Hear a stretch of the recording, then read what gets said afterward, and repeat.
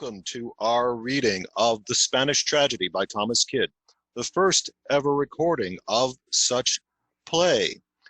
The Spanish tragedy containing the lamentable end of Don Horatio and Bella Imperia with the pitiful death of old Hieronymo, newly corrected and amended of such gross faults as passed in the first impression.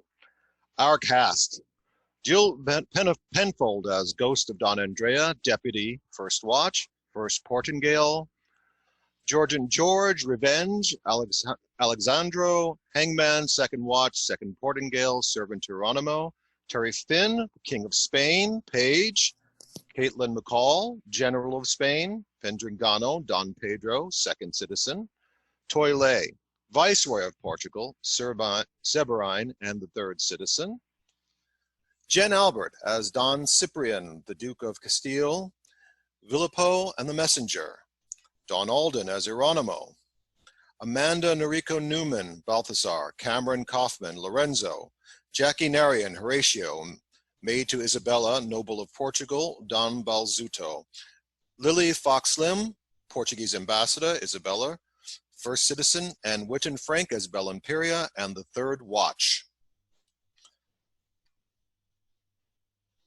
Scene: Spain and Portugal. Actus primus: enter the ghost of Don Andrea, and with him Revenge. When this eternal substance of my soul did live imprisoned in my wanton flesh, each in their function serving others' need, I was a courtier in the Spanish court. My name was Don Andrea. My descent, though not ignoble, yet inferior, far to gracious fortunes of my tender youth. For there, in prime and pride of all my years, my duteous service and deserving love, in secret I possessed a worthy dame, which hight sweet Bella Imperia by name. But in the harvest of my summer joys, death's winter nipped the blossoms of my bliss, forcing divorce betwixt my love and me. For in the late conflict with Portingal, my valor drew me into danger's mouth, till life to death made passage through my wounds. When I was slain, my soul descended straight to pass the flowing stream of Acheron. Then was the ferryman of hell content to pass me over to the slimy strand that leads to fell Avernus, ugly waves. There, pleasing Cerberus with honeyed speech, I passed the perils of the foremost porch. Not far from hence, amidst 10,000 souls, sat Minos, Iccius, and Radamont, to whom no sooner again I make approach to crave a passport for my wandering ghost. But Minos, in graven leaves of lottery, drew forth the manner of my life and death. This knight, quoth he, both lived and died in love, and for his love tried fortune of the wars, and by war's fortune lost both love and life. Why then, said Aeacus, convey him hence to walk with lovers in our field of love, and the course of everlasting time under green myrtle trees and cypress shades.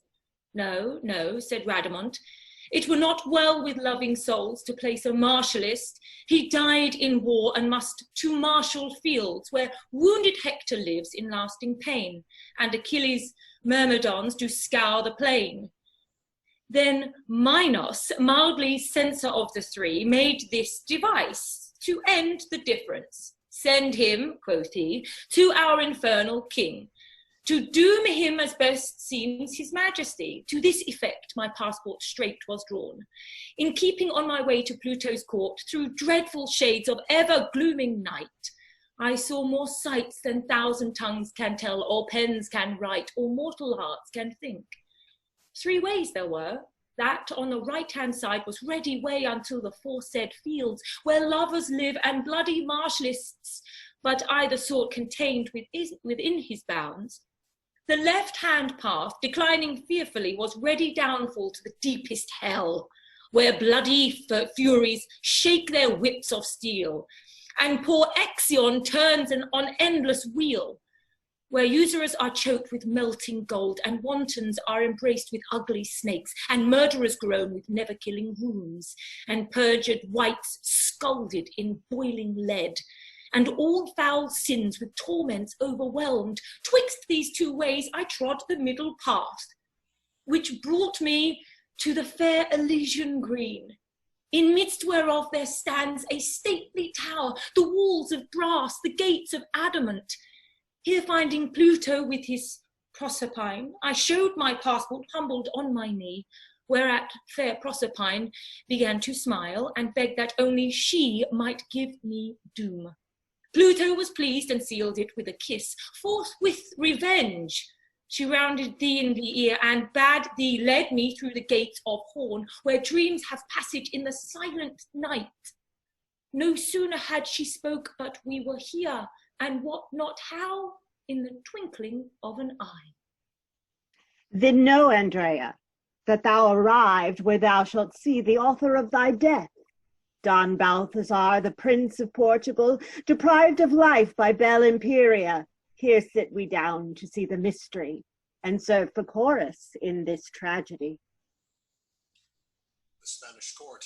Enter Spanish King General Castile Hieronymo. Now say, Lord General, how fares our camp? All well, my sovereign liege, except some few that are deceased by fortune of the war. But what portends thy cheerful countenance and posting in our presence thus in haste?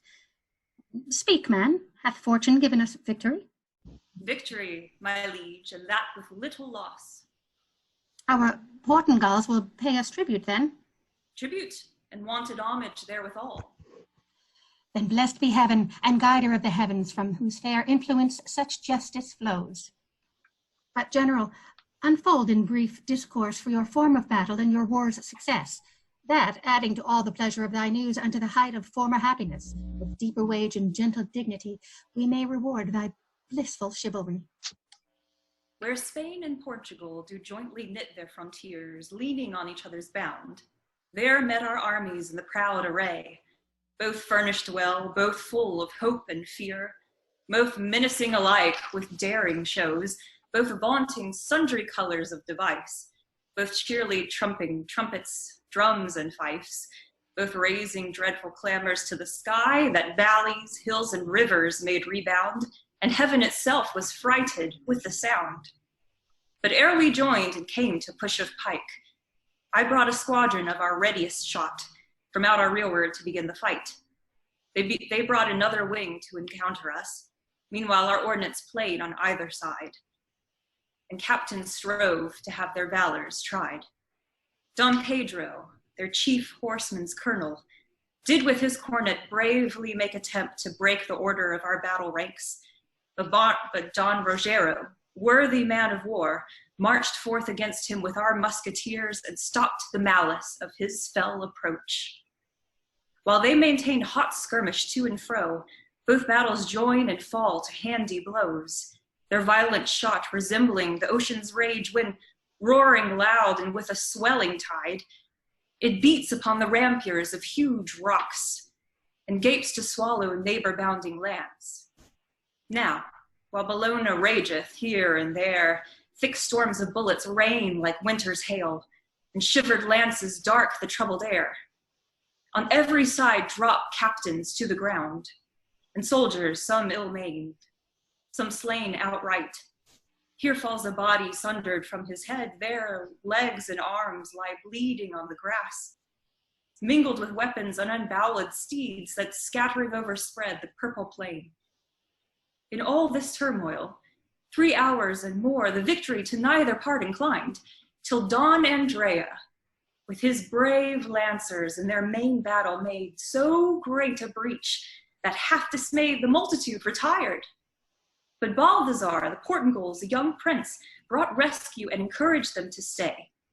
Here, hence, the fight was eagerly renewed, and in that conflict was Andrea slain. Brave man-at-arms, but weak to Balthazar. Yet while the prince, insulting over him, breathed out proud vaunts, sounding to our reproach, friendship and hardy valor joined in run, pricked forth Horatio, our knight marshal's son, to challenge forth that prince in single fight. Not long between these twain the fight endured, but straight the prince was beaten from his horse, and forced to yield him prisoner to his foe. When he was ta'en, all the rest fled, and our caverns pursued them to death, till Phoebus, waning to the western deep, our trumpeters were charged to sound retreat. Thanks, good Lord General, for these good news, and for some argument of more to come. Take this and wear it for thy sovereign's sake. Heaven is pain. But tell me now, hast thou confirmed a peace? No peace, my liege, but peace conditional, that if with homage tribute be well paid, the fury of your forces will be stayed.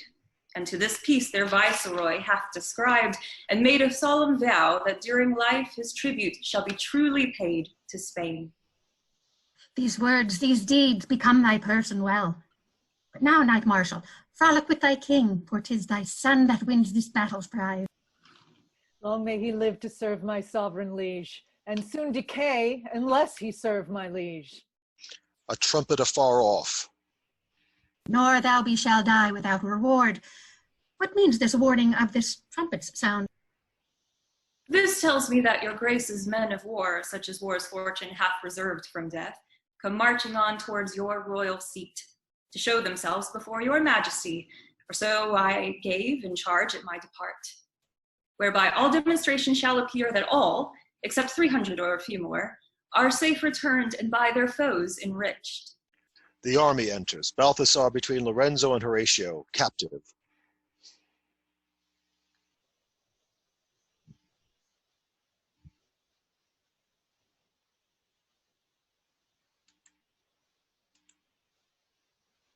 You're muted. Yeah, somebody take over. My computer jumped. What page am I on? You are on... I completely lost my place. I apologize. Somebody just take over and I'll find you. Okay, great. The king says, "A gladsome sight. I long to see them here. Welcome, Don Balthazar. Welcome, nephew. And thou, Horatio, thou art welcome too. Young prince, although thy father's hard misdeeds in keeping back the tribute that he owes deserve but evil measure at our hands, yet shalt thou know that Spain is honorable." The trespass that my father made in peace is now controlled by fortune of the wars. And cards once dealt, it boots not ask why so. His men are slain, a weakening to his realm, his colors seized, a blot unto his name, his son distressed, a corsive to his heart. These punishments may clear his late offense. Aye, Balthazar, but if he observe this truce, our peace will grow the stronger for these wars. Meanwhile, live thou, though not in liberty, yet free from bearing any servile yoke. For in our hearing thy deserts were great, and in our sight thyself art gracious. And I shall study to deserve this grace. But tell me, for their holding makes me doubt, to which of these twain art thou prisoner? To me, my liege. To me, my sovereign. This hand first took his cursor by the reins. But first my lance did put him from his horse. I seized the weapon and enjoyed it first. But first I forced him lay his weapons down. Let go his arm upon my privilege. Say, worthy prince, to whether didst thou yield? To him in courtesy, to this perforce. He spake me fair, this other gave me strokes. He promised life, this other threatened death. He won my love, this other conquered me. And truth to say, I yield myself to both. But that I know your grace is just and wise, and might seem partial in this difference enforced by nature and by law of arms, my tongue should plead for young Horatio's right. Granted well that was a lion's death, not he that in a garment wore his skin, so hares may pull dead lions by the beard. Content thee, Marshal, thou shalt have no wrong, and for thy sake thy son shall want to right. Will both sides abide in the censure of my doom? I crave no better than your grace awards. Nor I, although I sit beside my right. Then by judgment thus your strife shall end. You both deserve and both shall have reward. Nephew, thou tookest his weapons and his horse. His weapons and his horse are thy reward. Horatio, thou didst force him first to yield. His ransom, therefore, is thy valor's fee. Appoint the sum as you shall both agree. Now, nephew, thou shalt have the prince in guard, for thine estate best fitteth such a guest. Horatio's house were small for all his train, yet in regard thy substance patheth his, and that just Querdon may befall desert. To him we yield the armor of this prince. How likes Don Balthazar of this device? Right well, my liege, if this proviso were, that Don Horatio bear us company, whom I admire and love for chivalry. Horatio, leave him not that loves thee so. Now let us hence, to see our soldiers paid, and feast our prisoner as our friendly guest. Excellent. Scene 2, Portugal, the Viceroy's palace. Enter Viceroy Alexandro Villeppo. Is our ambassador dispatched for Spain? 2 days, my liege, are past since his depart. And tribute payment gone along with him? Aye, my good lord. Then rest we here a while in our unrest, and feed our sorrows with inward sighs, for deepest cares break never into tears. But wherefore sit I in a regal throne? This better fits a wretch's endless moan, yet this is higher than my fortune's reach, and therefore better than my state deserves. Falls to the ground. Aye, this earth, image of melancholy, seeks him who fates a judge to misery. Here let me lie. Now am I at the lowest. Yes, fortune may bereave me of my crown. Here, take it now. Let fortune do her worst. She shall not rob me of this sable weed. Oh, no. She envies none but pleasant things. Such is the folly of despiteful chance. Fortune is blind and sees not my deserts. So is she deaf and hears not my laments. And could she hear, yet is she wilful mad, and therefore will not pity my distress. Why wail I then? Where's hope of no redress? Oh yes, complaining makes my grief seems less. My late ambition hath disdained my faith. My breach of faith occasioned bloody wars, and those bloody wars have spent my treasury. And with my treasury, my people's blood, and with the blood, my joy and best beloved, my sweet and only son. Well, wherefore went I not to war myself? The cause was mine. I might have died for both. My years were mellow, but his young and green. My death were natural, but his was forced. No doubt, my liege, but still the prince survives. Survives? I where? In Spain, a prisoner by mischance of war. Then they have slain him for his father's fault. That were a breach to common law of arms. They reck no laws that meditate revenge. His ransom's worth will stay if from foul revenge. No. If he lived, the news would still soon be here. My sovereign, pardon the author of ill news, and I'll bewray the fortune of thy son. Speak on. I guerdon thee, whatever it be. Mine ear is ready to receive ill news, my heart grown hard against mischief's battery. Stand up, I say, and tell thy tale at large. Then hear the truth, which these mine eyes have seen. When both the armies were in battle joined, Don Balthazar, amidst the thickest troops, to win renown, did wondrous feats of arms. Amongst the rest, I saw him hand to hand in single fight with their Lord General, till Alexandro, that here counterfeits under the color of a duteous friend, discharged a pistol at the prince's back, as though he would have slain their general. But therewithal Don Balthazar fell down, and when he fell, then we began to fly. But had he lived, that day had sure been ours. Oh, wicked forgery! Oh, traitorous miscreant! Hold thy peace! But now, Viluppo, say, when then came the carcass of my son? I saw them drag it to the Spanish tents. Aye, aye. My nightly dreams have told me this. Thou false, unkind, unthankful, traitorous beast. Wherein had Balthazar offended thee, that thou should betray him to our foes? Wasn't Spanish gold that bleared so thine eyes that thou couldst see no part of our deserts? Perchance, because thou art Circe's lord, thou hadst some hope to wear his diadem. If first my son and then myself were slain, but this ambitious thought shall break thy neck. Aye, this was it that made thee spill his blood. Takes the crown and puts it on again. But I'll wear it now till thy blood be spilt. Vouchsafe, dread sovereign, to hear me speak. Away with him! His sight is second hell. Keep him till we determine his death. If Balthazar be dead, he shall not live. They take him out. Filippo, follow us for thy reward. Exit Viceroy. Thus have I with an envious forged tale deceived the king, betrayed mine enemy, and hoped for guerdon of my villainy. Exeunt. Act 1, Scene 3, Spain, the palace. Enter Horatio and Bellimperia.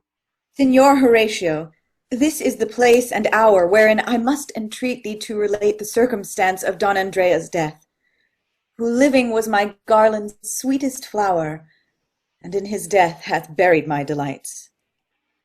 For love of him and service to yourself, I'll not refuse this heavy doleful charge, yet tears and sighs I fear will hinder me.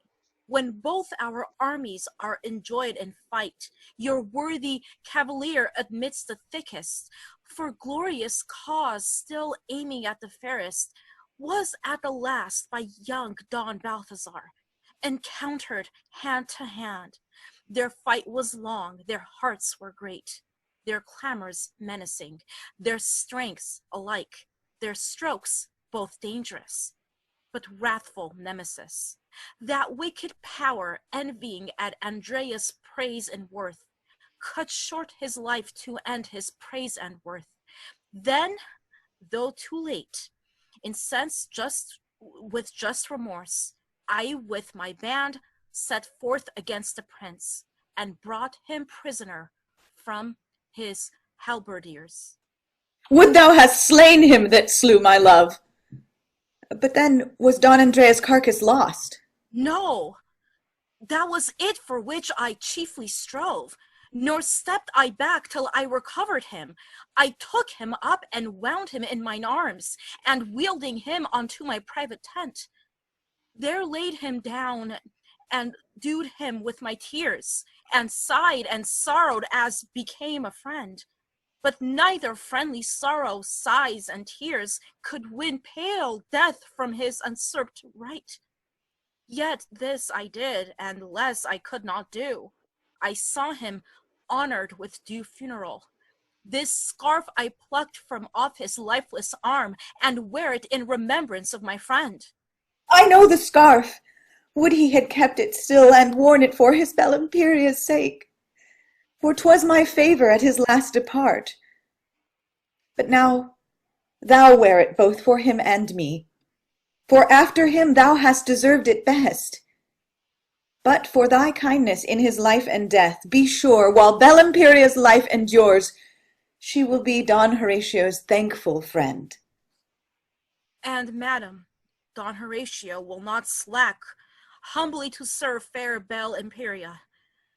But now, if your good liking stand thereto, I'll crave your pardon to go seek the prince. For so the Duke, your father, gave me charge. Aye, go, Horatio. Leave me here alone, for solitude best fits my cheerless mood. Yet what avails to wail Andreas' death? For whence Horatio proves my second love.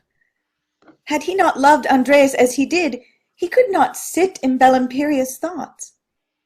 But how can love find harbour in my breast, till I revenge the death of my beloved? Yes, second love shall further my revenge. I'll love Horatio, my Andreas' friend, the more to spite the prince that wrought his end. And where Don Balthazar, that slew my love, himself now pleads for favour at my hands, he shall, in rigour of my just disdain, reap long repentance for his murderous deed. And here he comes, that murders my delight. Enter Lorenzo and Balthazar. Sister, what means this melancholy walk? That for a while I wish no company. But here is the prince come to visit you. That argues that he lives in liberty. No, madam, but in pleasing servitude. Your prison, then, belike, is your conceit.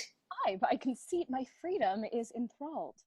Then with conceit enlarge yourself again. What if conceit have laid my heart to gauge?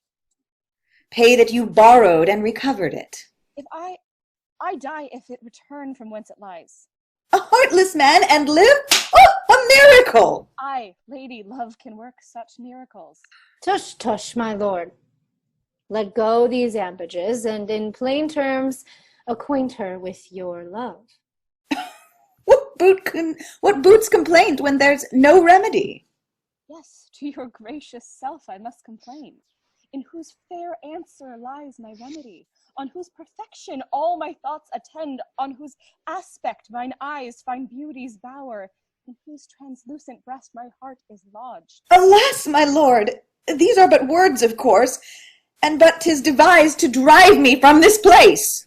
She, going in, lets fall her glove, which Horatio, coming out, takes up. Madam, your glove.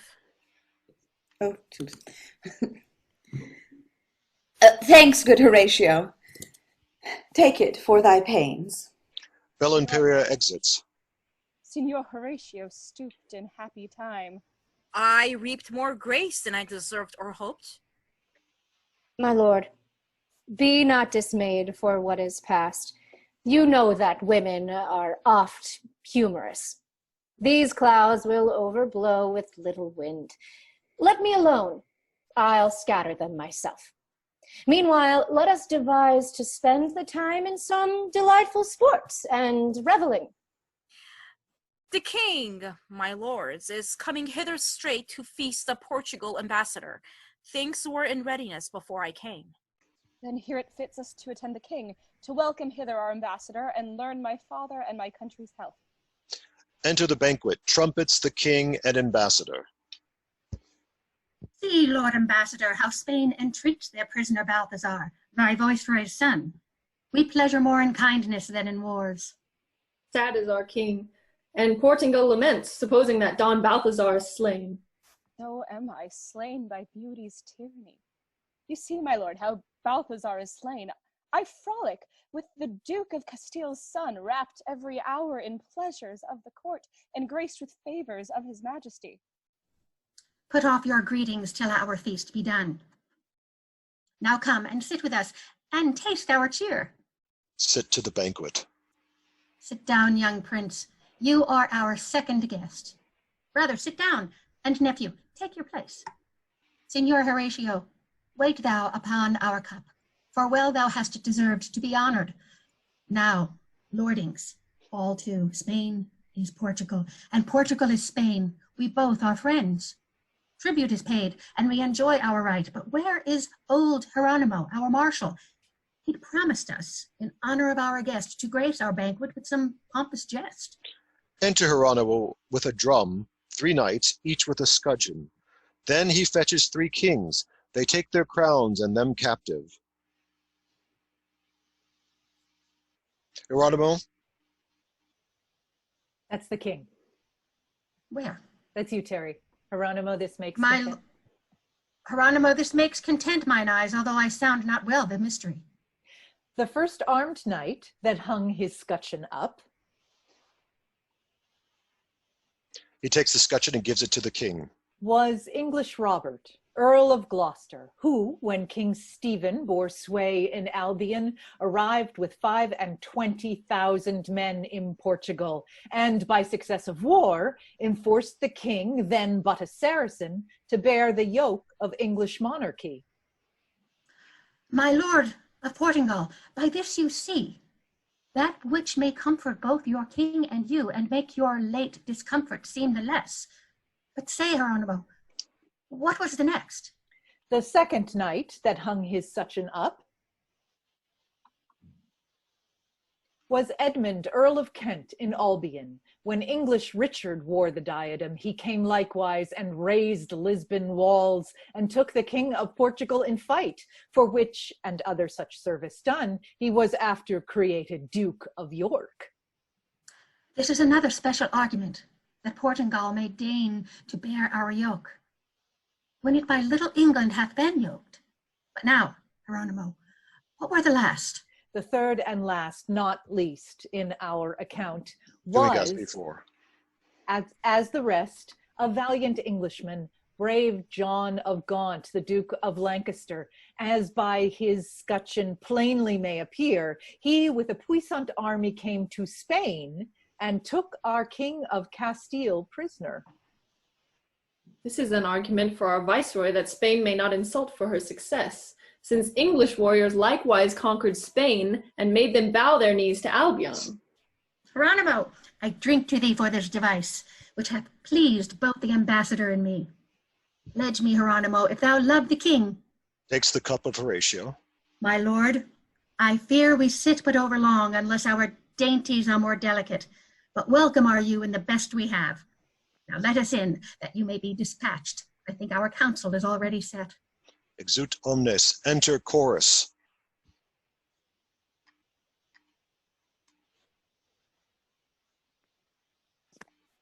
Andrea? Jill?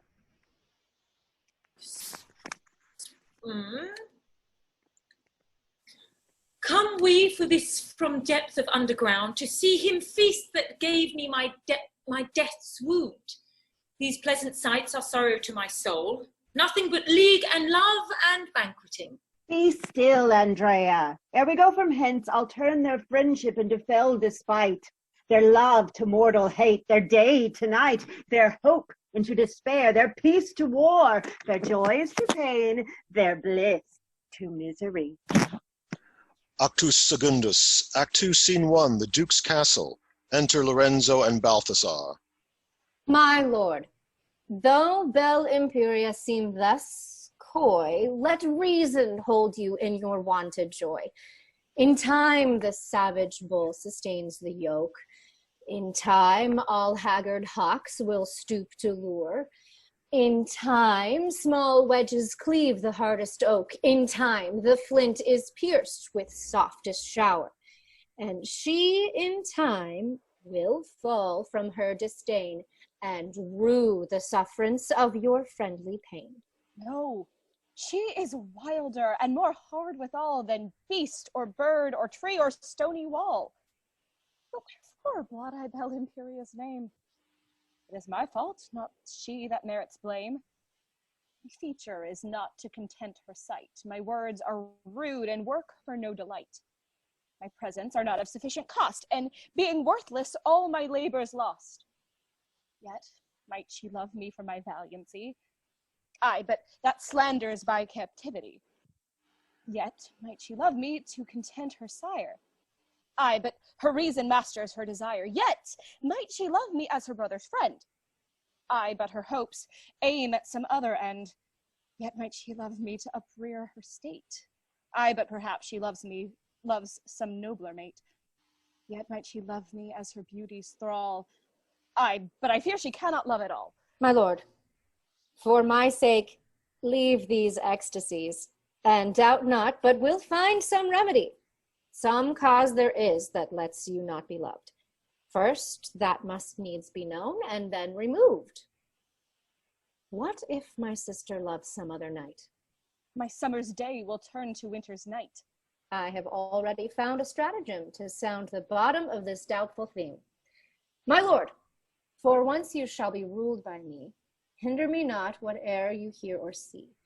By force or fair means will I cast about to find the truth of all this question out. Ho, Pedregano! Enter Pedregano. Hath your lordship any service to command me? Aye, Pedregano, service of import, and not to spend the time in trifling words, thus stands the case. It is not long, thou know'st, since I did shield thee from my father's wrath for thy convenience and Andrea's love, for which thou wert adjudging to punishment. I stood betwixt thee and thy punishment, and since thou know'st how I have favored thee. Now, to these favors will I add reward, not with fair words, but store of golden coin, and lands of living joined with dignities, if thou but satisfy my just demand. Tell truth, and have me for thy lasting friend. Whate'er it be your lordship shall demand, my bounden beauty bids me tell the truth. if case it lie in me to tell the truth. Then, Pedringano, this is my demand. Whom loves my sister Bellimperia? For she reposeth all her trust in thee. Speak, man, and gain both friendship and reward. I mean, whom loves she in Andrea's place? Alas, my lord, since Don Andrea's death, I have no credit with her as before, and therefore know not if she love or no. Nay, if thou dally, then I am thy foe, and fear shall force what friendship cannot. Thy death shall bury what thy life conceals. Thou diest for more esteeming her than me. Oh, stay, my lord. Yet speak the truth, and I will gurgeon thee, and shield thee from whatever can ensue, and will conceal whate'er proceeds from thee. But if thou dally once again, thou diest. If Madame Bellimperia be in love... What, villain, ifs and ands? No, stay, my lord, she loves Horatio. Balthasar starts back. What? Don Horatio, our knight's marshal's son? Even him, my lord. Now say, but how knowst thou he is her love? And thou shalt find me kind and liberal. Stand up, I say, and fearless, tell the truth. She sent him letters, which myself perused, full fraught with lines and arguments of love, preferring him before Prince Balthasar. Swear on this cross that what thou sayest is true, and that thou wilt conceal what thou hast told. I swear to both by him that made us all. And hope thine oath is true. There's thy reward. But if I prove thee perjured or unjust, this very sword whereon thou tookst thine oath shall be the worker of thy tragedy. What I have said is true, and shall, for me, be still concealed from Bellimperia. Besides, your honor's liberality deserves my duteous service, even till death. Let this be all that thou shalt do for me. Be watchful when and where these lovers meet, and give me notice in some secret sort. I will, my lord. Then thou shalt find that I am liberal. Thou know'st that I can more advance thy state than she. Be therefore wise, and fail me not. Go and attend her as thy custom is, lest absence make her think thou dost amiss. Exit Pedringano. Why, so tam armis quam ingenio. Where words prevail not, violence prevails. But gold doth more than either of them both. How likes Prince Balthasar this stratagem? Both well and ill. It makes me glad and sad. Glad that I know the hinderer of my love. Sad that I fear she hates me whom I love. Glad that I know on whom to be revenged. Sad that she'll fly me if I take revenge. Yet must I take revenge or die myself, for love resisted grows impatient. I think Horatio be my destined plague. First in his hand he brandished a sword, and with that sword he fiercely waged war. And in that war he gave me dangerous wounds, and by those wounds he forced me to yield, and by my yielding I became his slave. Now, in his mouth he carries pleasing words, which pleasing words do harbor sweet conceits, which conceits are limed with sly deceits, which sly deceits smooth Bellimperia's ears, and through her ears dive down into her heart, and in her heart set him where I should stand. Thus hath he tamed my body by his force, and now by sleight would captivate my soul. But in his fall I'll tempt the destinies, and either lose my life or win my love. Let's go, my lord. Our staying stays revenge. But do follow me and gain your love. Her favor must be won by his remove. Exeunt. Act 2, Scene 2, the Duke's Castle. Enter Horatio and Bellimperia. Now, madam, since by favor of your love, our hidden smoke is turned to open flame, and that with looks and words we feed our thought, two chief contents where more cannot be had, Thus, in the midst of love's fair blandishments, why show you sign of inward languishments? Pedrignano leads in the prince and Lorenzo, hiding them above. My heart, sweet friend, is like a ship at sea. She wisheth port, where, riding all at ease, she may repair what stormy times have worn, and, leaning on the shore, may sing with joy that pleasure follows pain, and bliss annoy. Possession of thy love is the only port wherein my heart, with fears and hopes long tossed, each hour doth wish and long to make resort, there to repair the joys that it hath lost, and sitting safe, to sing in Cupid's choir that sweetest bliss is crowned of love's desire. Balthasar from above. Sleep mine eyes, see not my love profane. Be deaf my ears, hear not my discontent. Die, heart, another joys what thou deservest. Watch still, mine eyes, to see this love disjoined. Hear still, mine ears, to hear them both lament. Live, heart, to joy at fond Horatio's fall. Why stands Horatio speechless all this while? The less I speak, the more I meditate. But whereon dost thou chiefly meditate? On dangers past and pleasures to ensue. On pleasures past. On pleasures past and dangers to ensue. What dangers and what pleasures dost thou mean? Dangers of war and pleasures of our love. Dangers of death, but pleasures none at all. Let dangers go. Thy war shall be with me, but such a war as breaks no bonds of peace. Speak thou fair words, I'll cross them with fair words. Speak thou sweet looks, I'll meet them with sweet looks. Write loving lines, I'll answer loving lines. Give me a kiss, I'll countercheck thy kiss. Be this our warring peace, our peaceful war.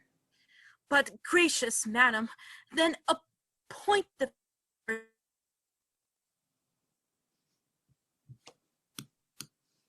Ambitious villain, how his boldness grows. Then be thy fathers pleasant bowed in the field, where first we vowed a mutual amity. The court were dangerous, that place is safe. Our hour shall be when vesper gains to rise, that summons home distressful travellers. There none shall hear us but the harmless birds. Haply the gentle nightingale shall carol us to sleep, ere we beware, and, singing with the prickle at her breast, tell our delight and mirthful dalliance. Till then, each hour will seem a year and more.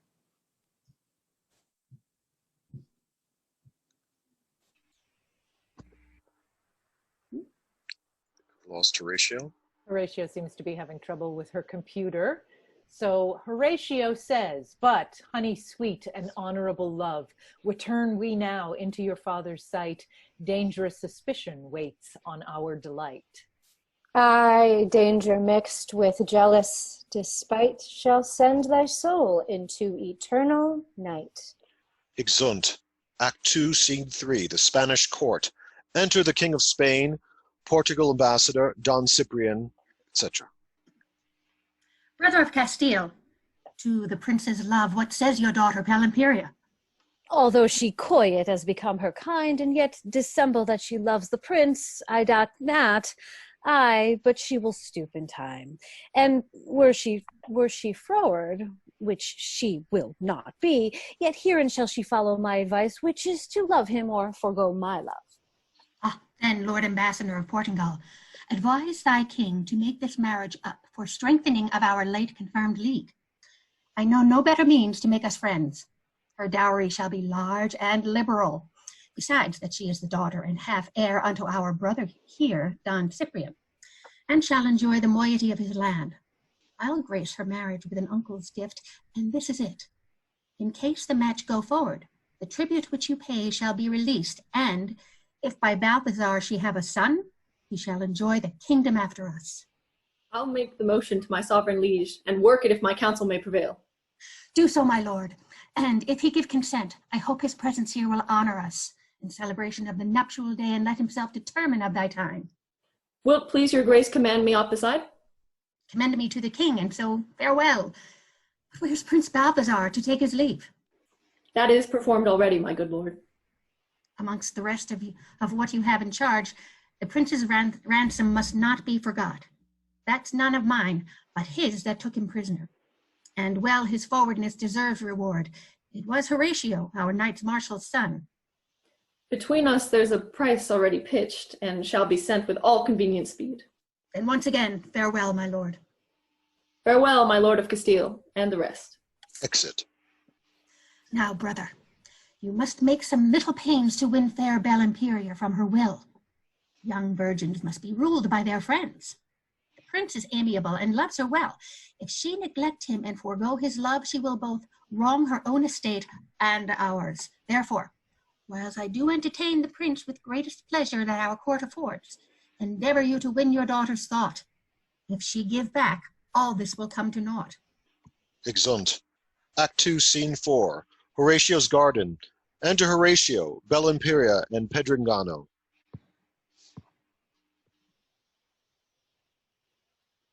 Now that the night begins with sable wings to overcloud the brightness of the sun, and that in darkness pleasures may be done, come, Belle Imperia, let us to the bower, and there in safety pass a pleasant hour. I follow thee, my love, and will not back, although my fainting heart controls my soul.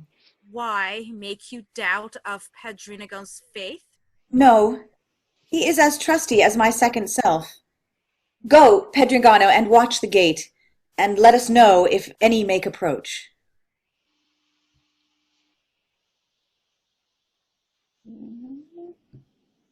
Pedringano. Instead of watching, I'll deserve more gold by fetching Don Lorenzo to this match. Exit Pedringano. What means, my love? I know not what myself, and yet my heart foretells me some mischance. Sweet, say not so. Fair fortune is our friend, and heavens have shut up day to pleasure us. The stars, thou seest, hold back their twinkling shine, and Luna hides herself to pleasure us. Thou hast prevailed. I'll conquer my misdoubt, and in thy love and counsel drown my fear. I fear no more. Love now is all my thoughts. Why sit we not?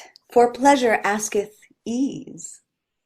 The more thou sittest within these leafy bowers, the more will Flora deck it with her flowers. Aye, but if Flora spy Horatio here, her jealous eye will think I sit too near. Hark, madam, how the birds record by night, for joy that Belle Imperia sits in. No, Cupid counterfeits the nightingale to frame sweet music to Horatio's tale.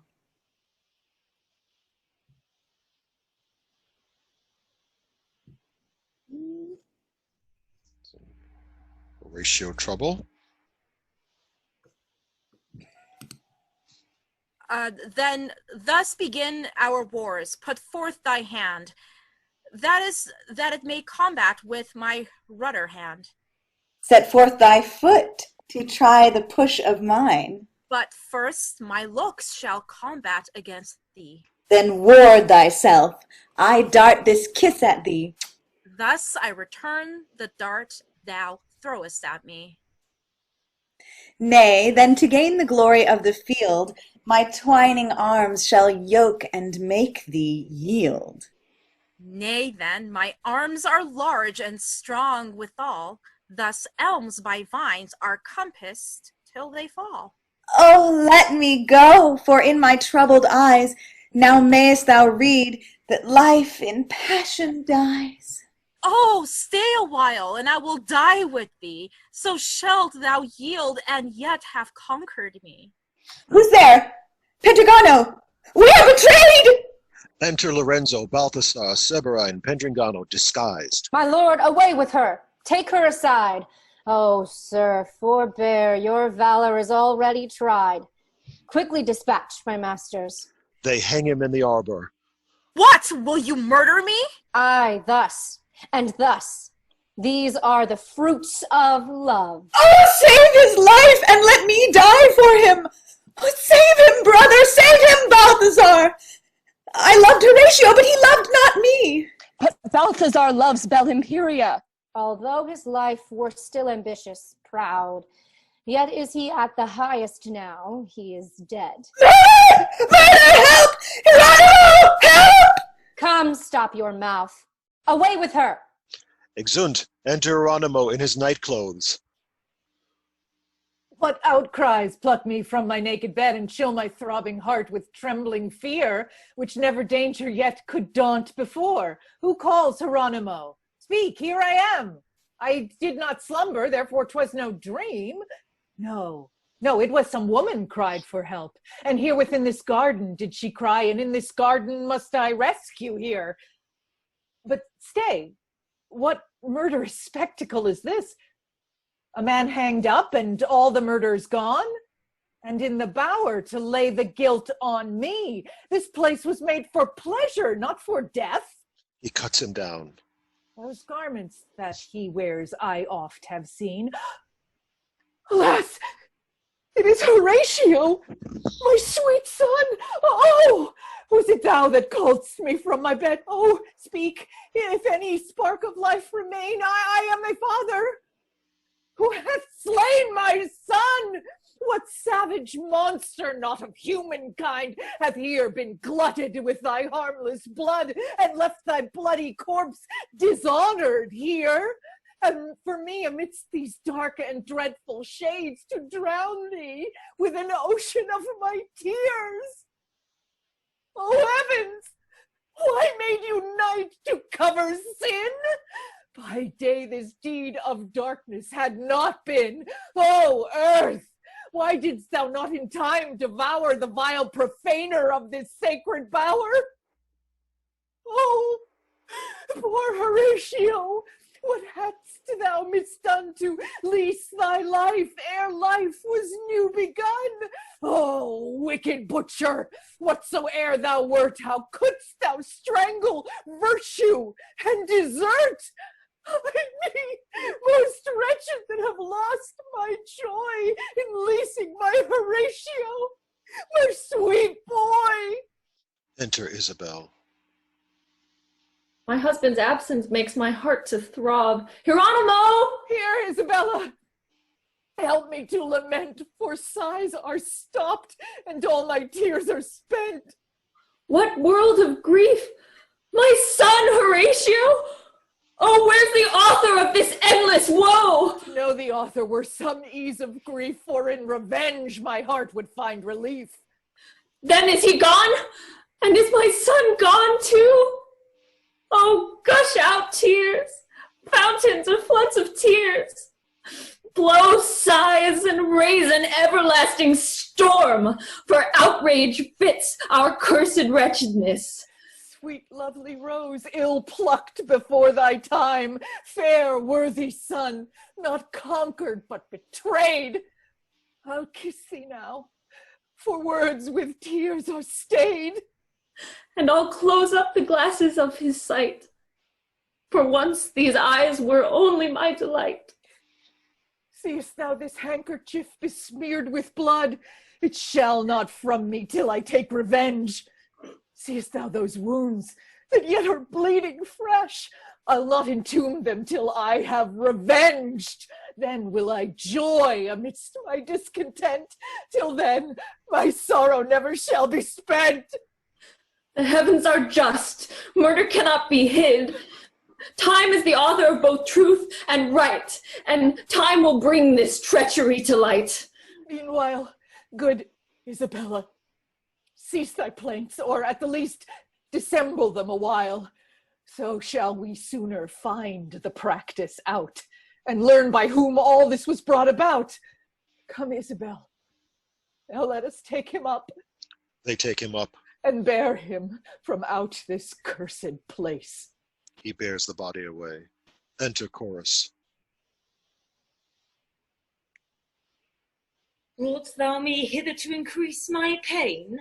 I looked that Balthazar should have been slain, but 'tis my friend Horatio that is slain. And they abused fair Belle Imperia, on whom I doted more than all the world, because she loved me more than all the world. Thou talk'st of harvest when the corn is green. The end is crown of every work well done. The sickle comes not till the corn be ripe. Be still, and ere I lead thee from this place, I'll show thee Balthazar in heavy case. Actus Tertius, Act 3, Scene 1. The Portuguese court. Enter Viceroy of Portugal, nobles, Alexandro Filippo. Unfortunate condition of kings, seated amidst so many helpless doubts. First we are placed upon extremest height and oft supplanted with exceeding hate, but ever subject to the wheel of chance. And at our highest, never joy we sow, as we doubt and dread our overthrow. So striveth not the waves with sundry winds, and fortune toileth in the affairs of kings that would be feared, yet fear to be beloved, sith fear, and love to kings is flattery. For instance, lordings, look upon your king, by hate deprived of his dearest son, the only hope of our successive line.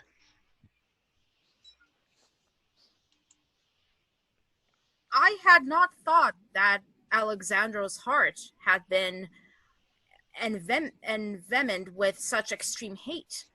But now I see that words have several words.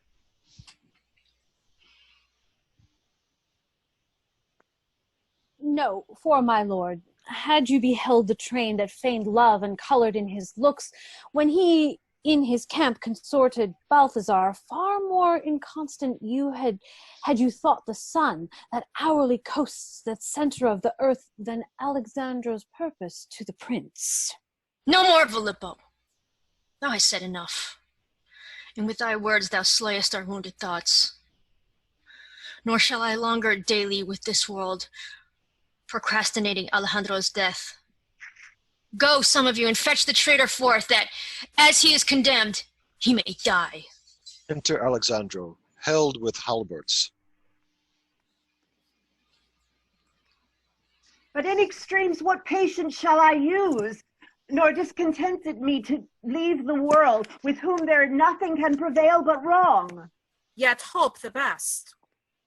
'Tis heaven is my hope. As for the earth, it is too much infect to yield me hope of any of her mold. I linger thee. Bring forth that daring fiend, and let him die for his accursed deed.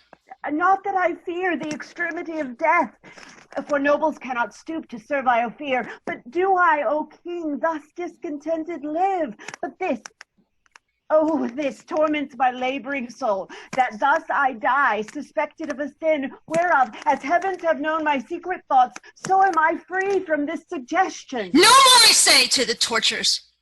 When? Bind him and burn his body in those flames. They bind him to the stake. That shall prefigure those unquenched fires of Phlegethon prepared for his soul. My guiltless death will be avenged on thee, Filippo, that is malice thus, or for thy meed hast falsely me accused. Nay, Alexandro, if thou menace me, I'll lend a hand to send thee to the lake, where those thy words shall perish with thy works, injurious traitor, monstrous homicide! Enter ambassador. Stay! Hold a while, and here, with pardon of his majesty, lay hands upon Filippo. What news hath urged this sudden entrance, ambassador? Know, sovereign lord, that Balthazar doth live. What sayest thou?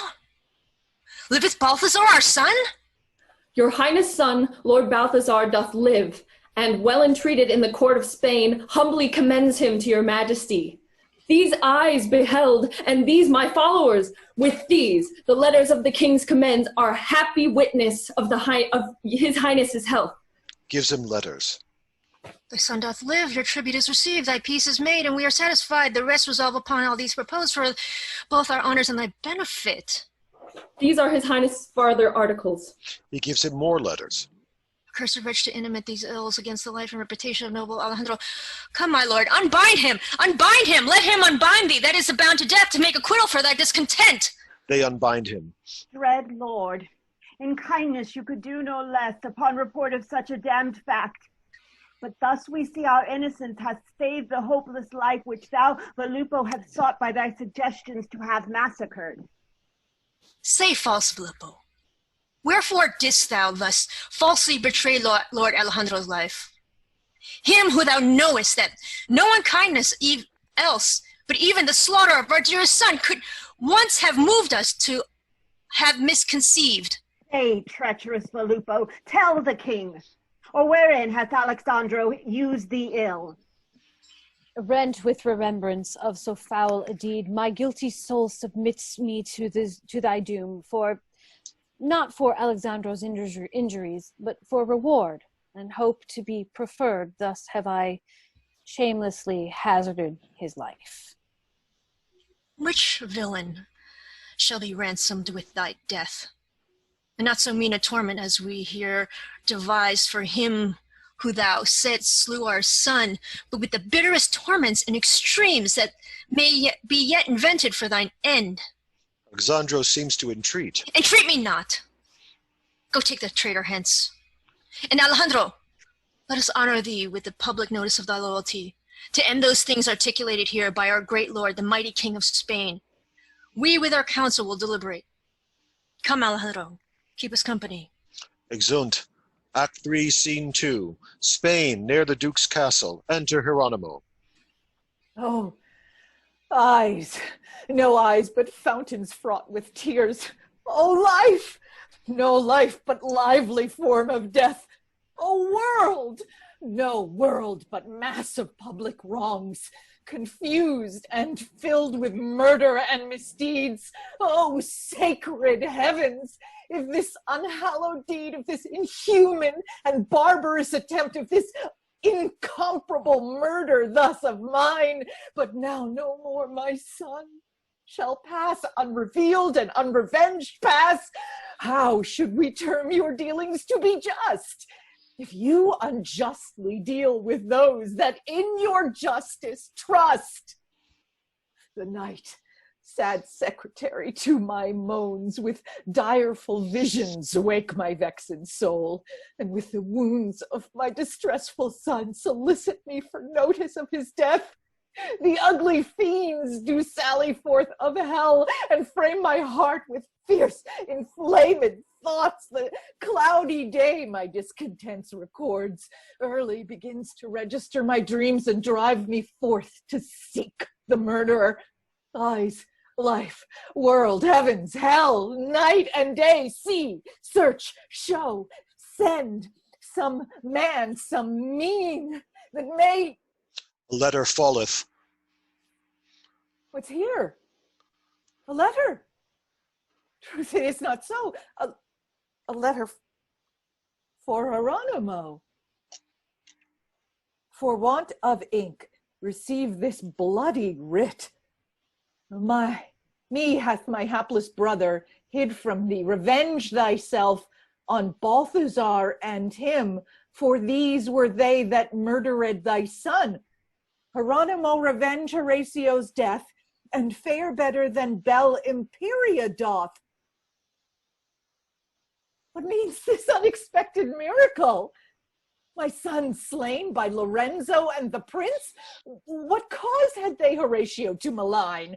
Or what might move thee, Belle Imperia, to accuse thy brother, had he been the mean? Hieronymo, beware. Thou art betrayed, and to entrap thy life this train is laid. Advise thee, therefore, be not credulous. This is devised to endanger thee, that thou by this Lorenzo shouldst accuse, and he, for thy dishonor done, should draw thy life in question and thy name in hate. Dear was the life of my beloved son, and of his death behooves me be avenged. Then hazard not thine own, Hieronymo, but live to effect thy resolution. I will, therefore, by circumstances try what I can gather to confirm this writ, and hearken near the Duke of Castile's house, close, if I can, with Belle Imperia, to listen more, but nothing to bewray. Enter Pedregano. Now, Pedregano, Now, Hieronymo. where's thy lady? I know not. Here's my lord. Enter Lorenzo. How now? Who's this? Hieronymo? My lord. He asketh for my lady Belimperia. What to do, Hieronymo? Use me. Oh, no, my lord, I dare not. It must not be. I humbly thank your lordship. Why then, farewell. My grief no heart, my thoughts no tongue can tell. Exit. Come hither, Pedringano. Seest thou this? My lord, I see it and suspect it too. This is that demand villain Cerberin that hath, I fear, revealed Horatio's death. My lord, he could not. 'Twas so lately done, and since he hath not left my company. Admit he have not. His conditions such as fear or flattering words may make him false.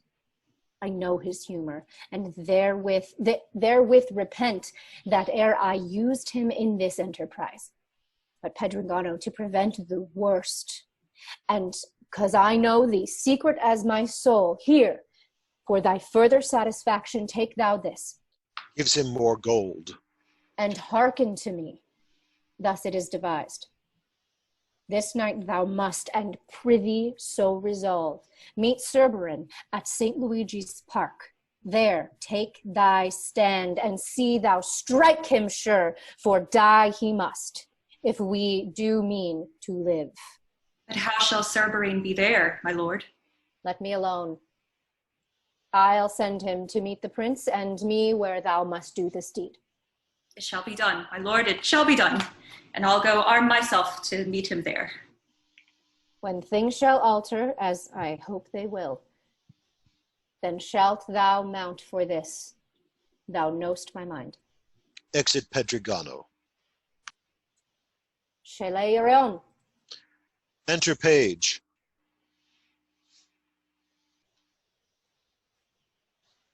My lord.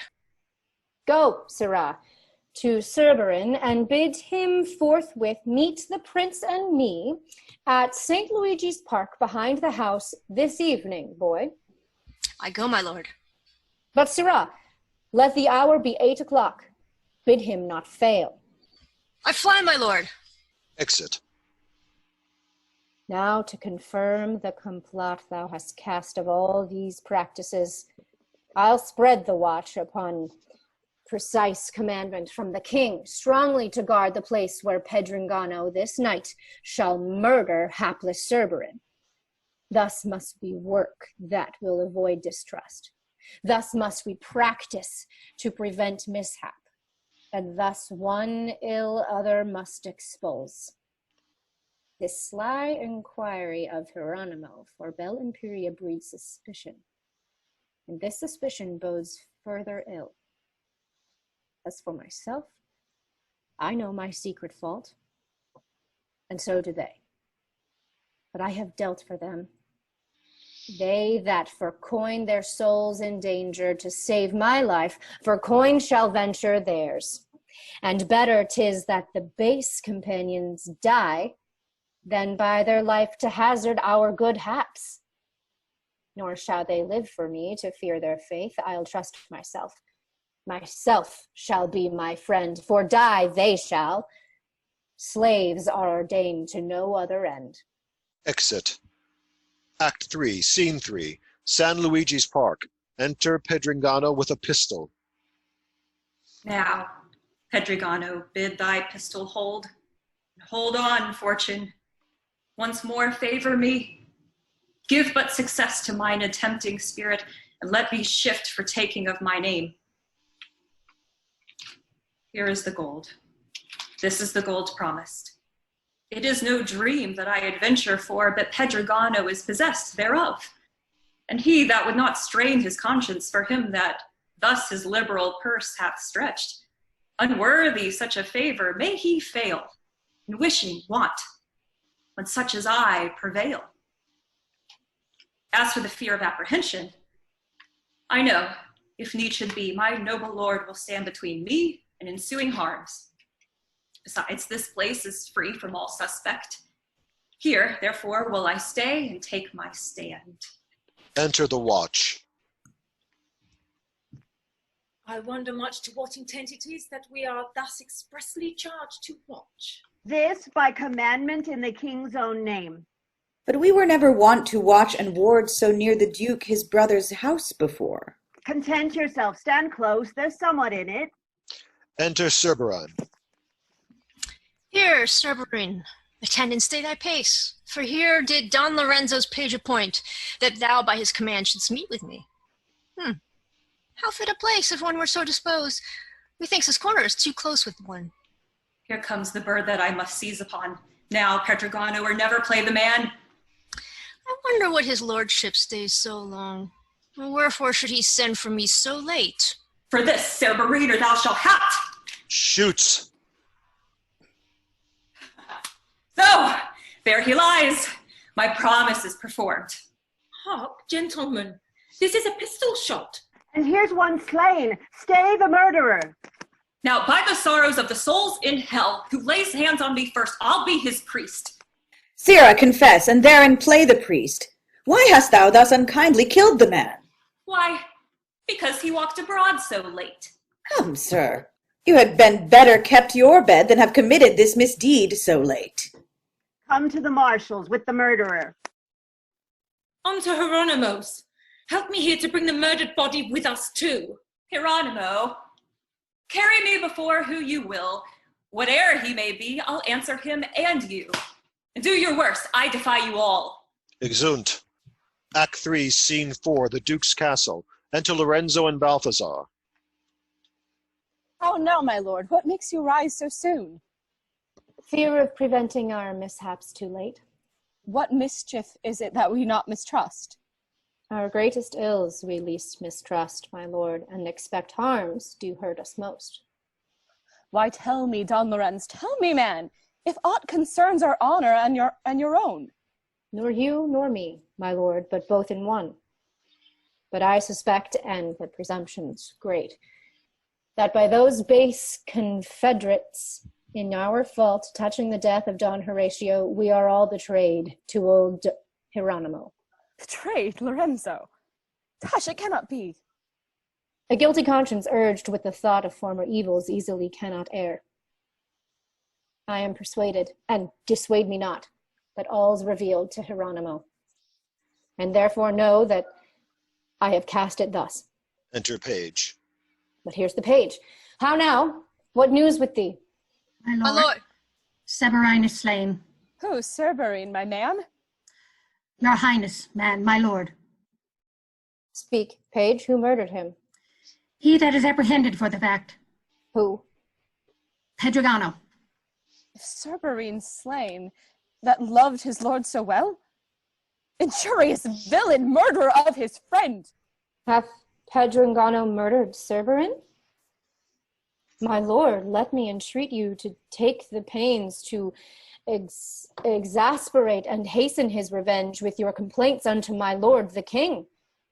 This their dissension breeds a greater doubt. Assure thee, Don Lorenzo, he shall die, or else his highness hardly shall deny. Meanwhile, I'll haste the martial sessions, for die he shall for this his damned deed.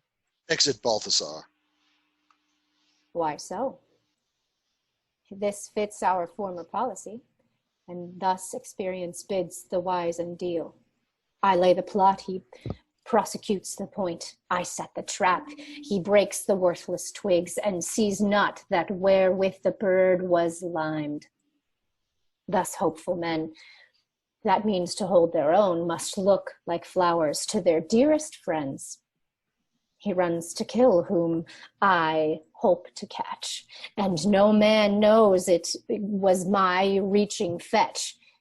'Tis hard to trust unto a multitude, or anyone, in mine opinion, when men themselves their secrets will reveal. Enter a messenger with a letter. Boy. My lord. What's he? I have a letter to your lordship. From whence? From Pedragano that's imprisoned. So he is in prison then? Aye, my good lord. What would he with us? Reads the letter. He writes us here to stand, good Lord, and help him in distress. Tell him I have his letters, know his mind, and what we may let him assure him of. Fellow, be gone. My boy shall follow thee. Exit messenger. This works like wax. Yet once more try thy wits. Boy, go convey this purse to Pedrangano. Thou know'st the prison. Closely give it him, and be advised that none be thereabout. Bid him be merry still, but secret. And though the martial sessions be today, bid him not doubt of his delivery. Tell him his pardon is already signed, and thereon bid him boldly be resolved. For were he ready to be turned off, as 'tis my will the uttermost be tried, thou with his pardon shalt attend him still. Show him this box. Tell him his pardon's in't, but opened not. And if thou lovest thy life, but let him wisely keep his hopes unknown.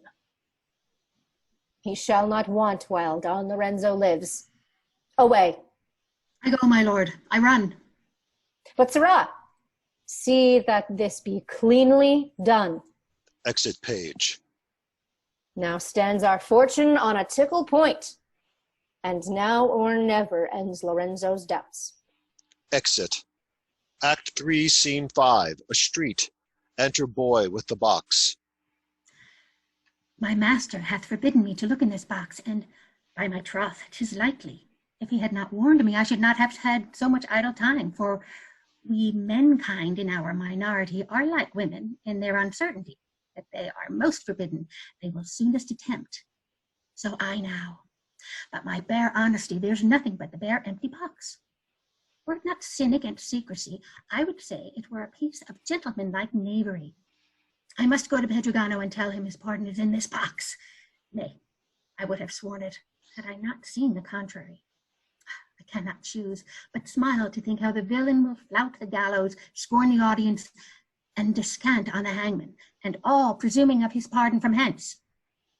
Will it not be an odd jest for me to stand and grace every jest he makes, pointing my finger at this box, as who should say, walk on, there's the warrant.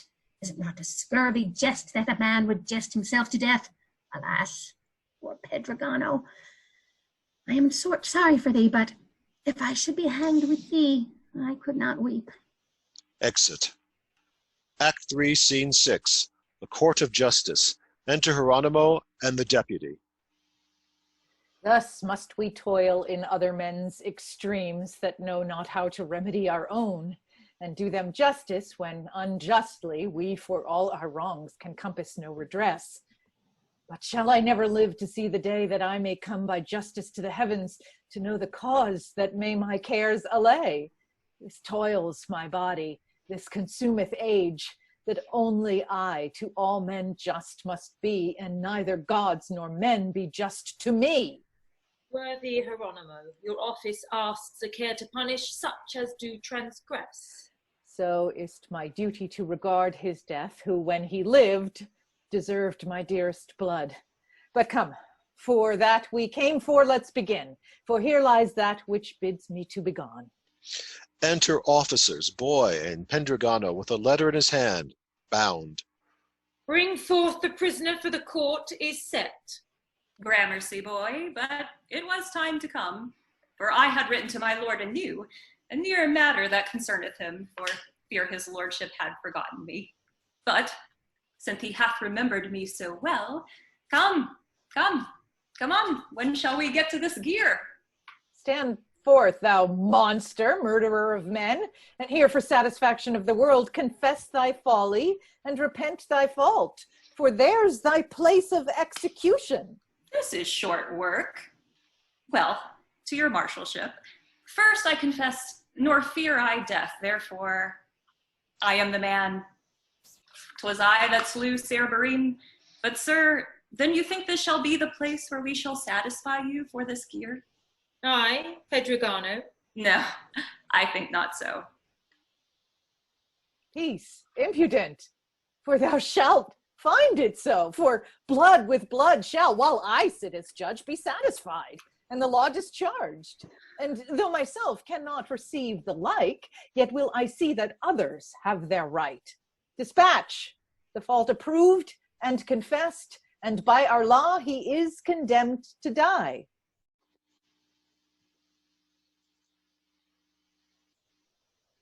Come, Hangman? sir, are you ready?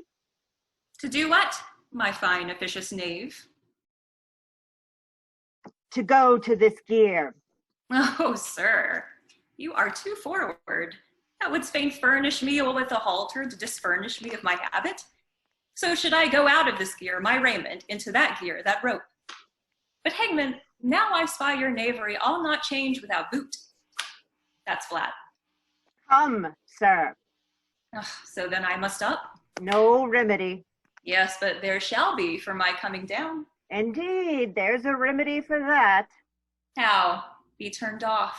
Aye, truly. Come, are you ready? I pray you, sir, dispatch. The day goes away. What? Do you hang by the hour? If you do, I may chance to break your old custom. Faith, you have no reason, for I am like to break your young neck. Dost thou mock me, hangman? Pray God I be not preserved to break your knave's pate for this. Oh, alas, sir, you are a foot too low to reach it, and I hope you will never grow so high while I am in office. Sirrah, dost thou see yonder boy with the box in his hand? What, he that points to it with his finger? Aye, that companion. I know him not, but what of him? Dost thou think to live till his old doublet will make thee a new truss?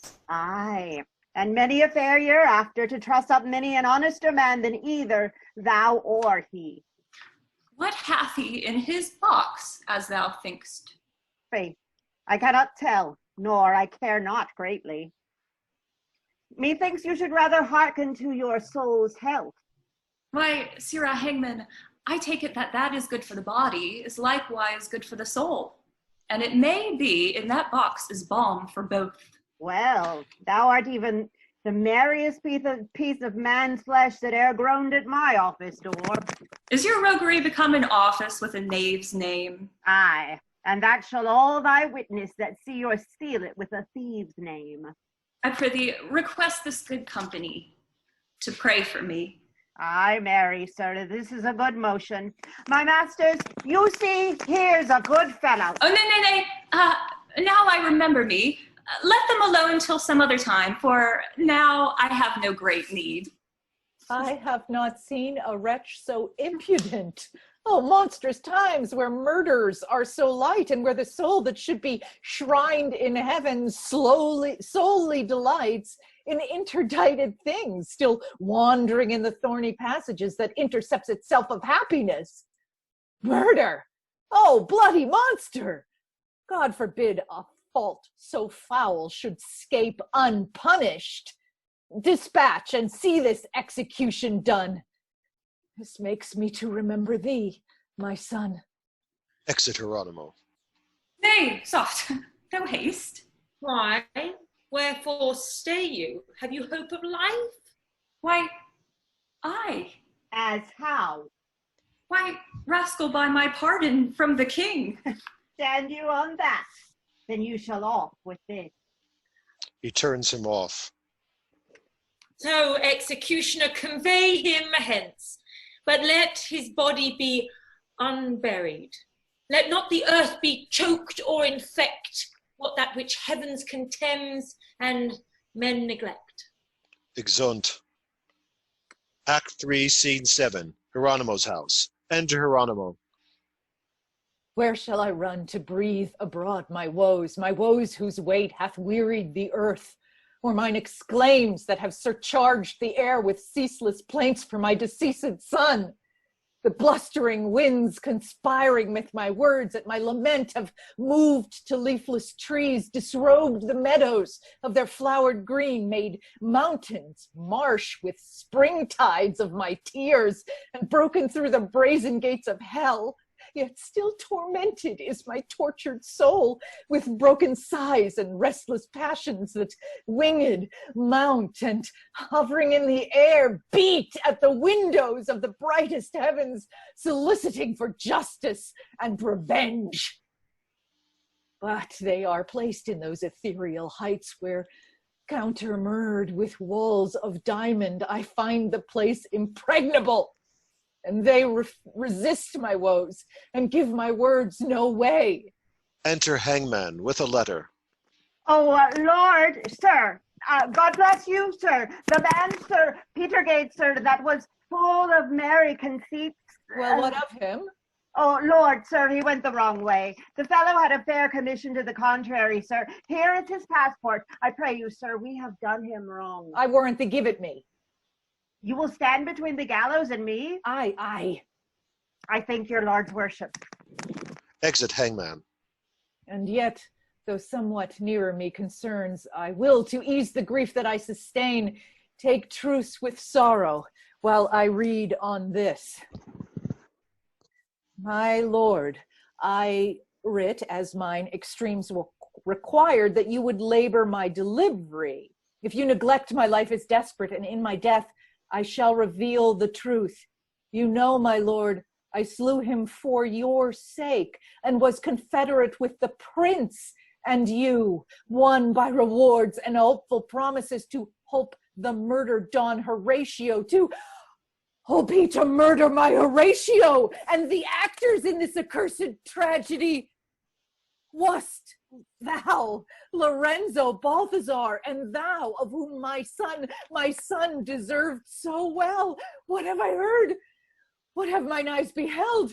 Oh, sacred heavens, may it come to pass that such a monstrous and detested deed, so closely smothered and so long concealed, shall thus by this be venged or revealed?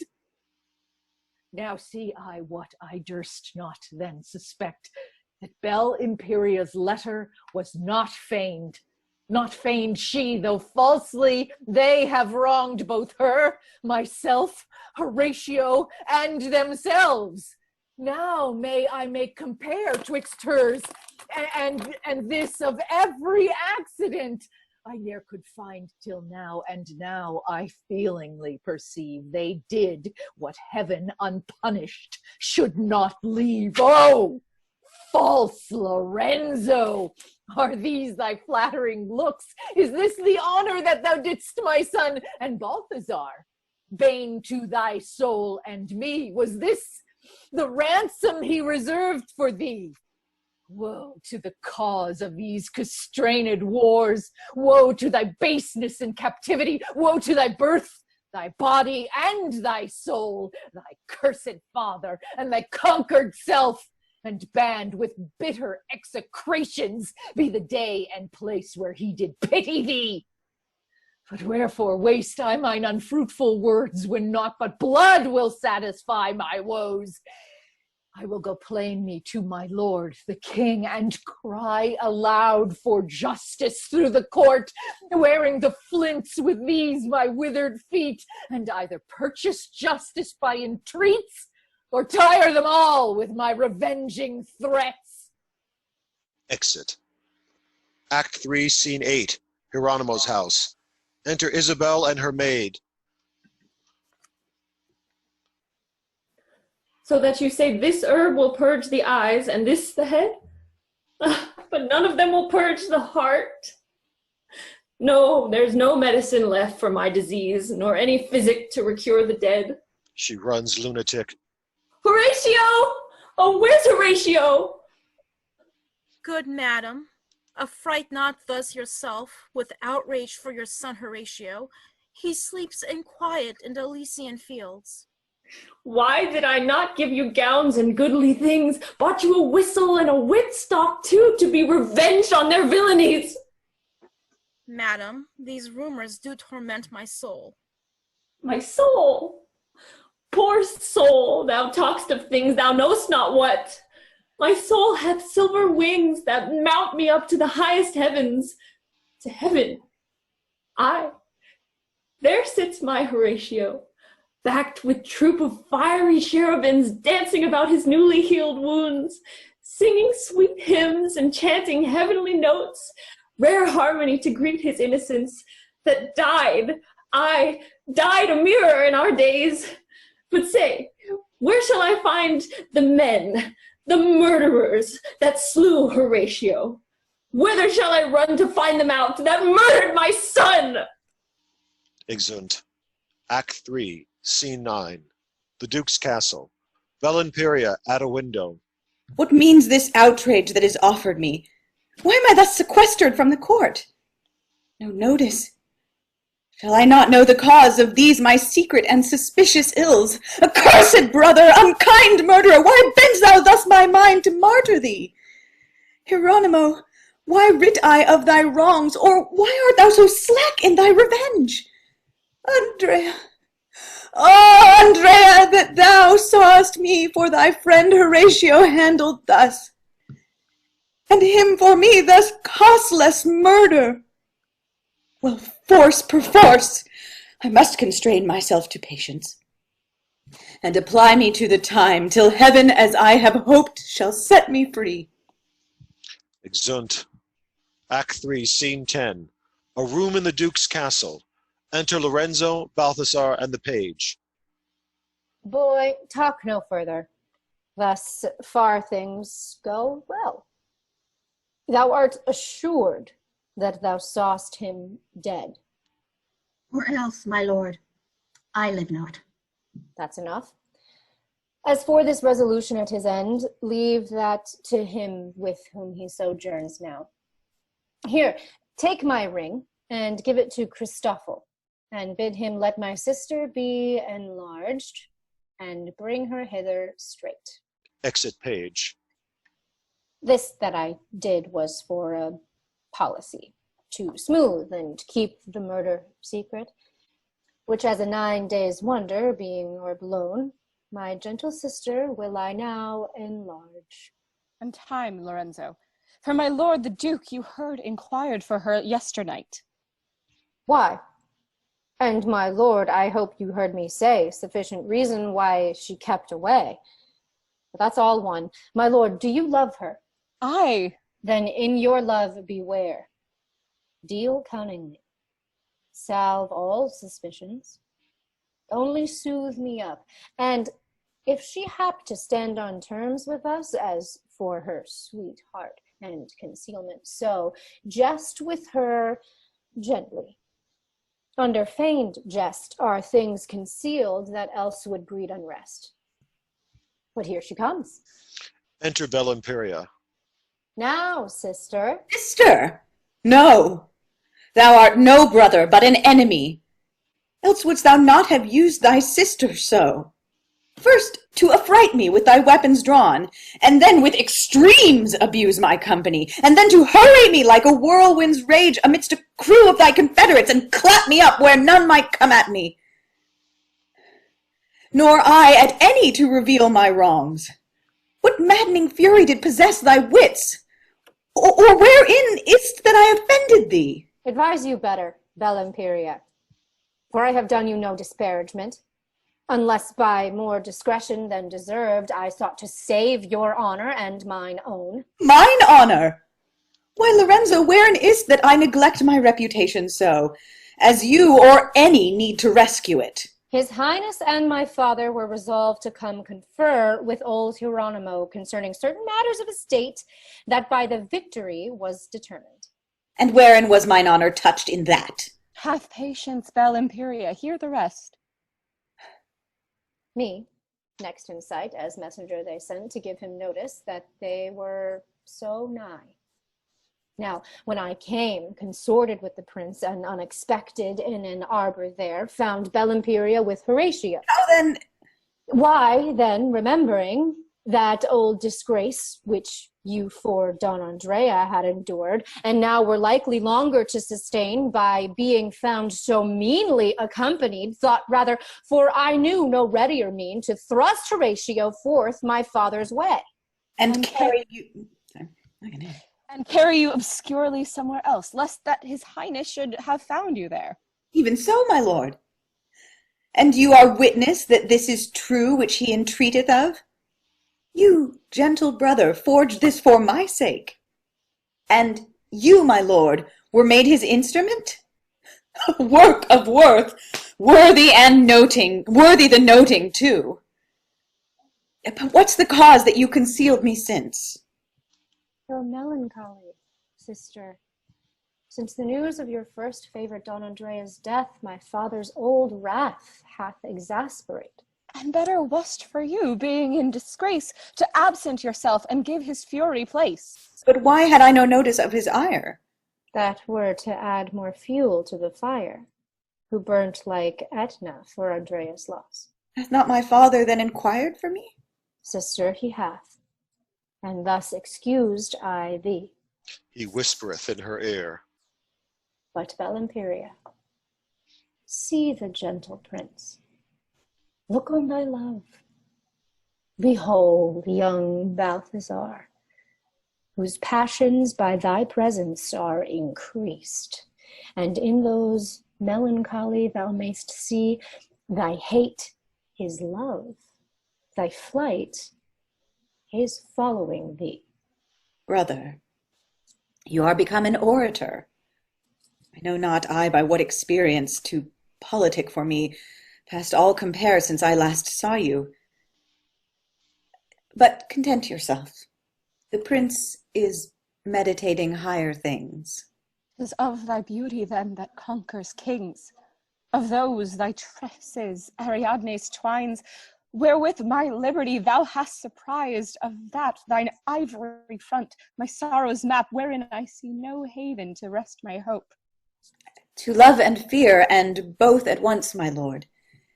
In my conceit are things of more import than woman's wit are to be busied with. 'Tis I that love. Whom? Belimperia. But that I fear. Whom? Belimperia. Fear yourself. My brother. How? As those that, when they love, are loath and fear to lose.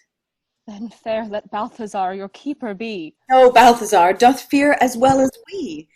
Et tremulo metuti pavidum junexter timorum, est vanum solida protodonis opus. Exit. Nay, and you that argue things so cunningly, we'll go continue this discourse at court. Led by the lodestar of her heavenly looks, whence poor oppressed Balthazar, as o'er the mountains walks the wanderer, uncertain to effect his pilgrimage. Exeunt. Act 3, Scene 11. A street. Enter two Portuguese, and Hieronymo meets them. By your leave, sir. Good leave have you, nay, I pray you go, for I'll leave you if you can leave me so. Pray you, which is the best way to my lord the Duke's? The next way from me? To the house, we mean. Oh, hard by, 'tis yon house that you see. You could not tell us if his son were there? Who, my lord Lorenzo? Aye, sir. He goeth in at one door and comes out at another. Oh, forbear, for other talk us far fitter were. But if you be importunate to know the way to him, and where to find him out, then list to me, and I'll resolve your doubt. There is a path upon your left-hand side that leadeth from a guilty conscience unto a forest of distrust and fear, a darksome place and dangerous to pass. There shall you meet with melancholy thoughts, whose baleful humors, if you but behold, it will conduct you to despair and death, whose rocky cliffs, when you have once beheld, within a hugy dale of lasting night, that kindled with worlds of iniquities, doth cast up filthy and detested fumes, not far from thence, where murderers have built a habitation for their cursed souls, there, in a brazen cauldron fixed by Jove in his fell wrath upon a sulphur flame, yourself shall find Lorenzo bathing him in boiling lead and blood of innocence. Why? Farewell, good. Exit. Doubtless this man is passing lunatic, or imperfection of his age does make him dote. Come, let's away to seek my lord the Duke. Exeunt. Act 3, Scene 12, the Spanish court. Enter Hieronymo with a poniard in one hand and a rope in the other.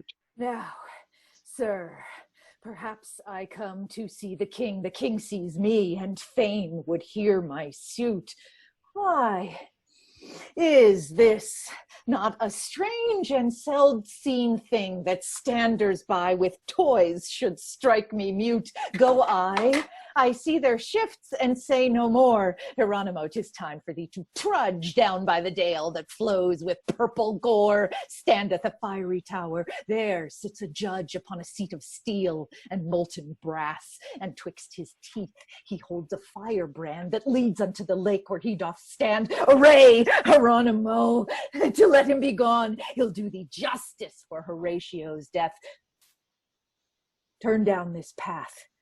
Thou shalt be with him straight, or this, and then thou needst not take thy breath this way or that way.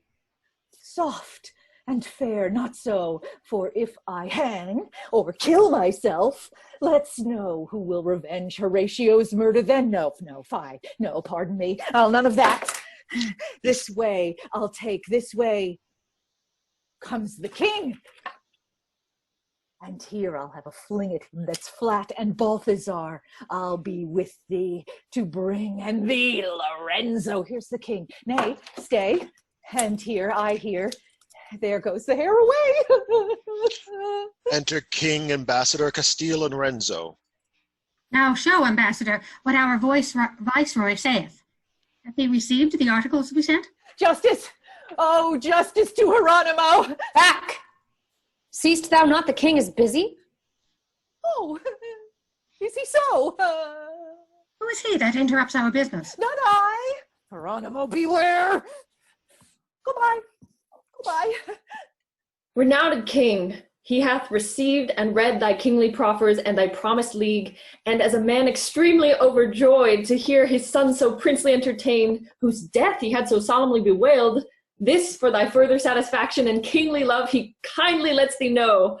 First, for the marriage of his princely son with Belimperia, thy beloved niece, the news are more delightful to his soul than myrrh or incense to the offended heavens.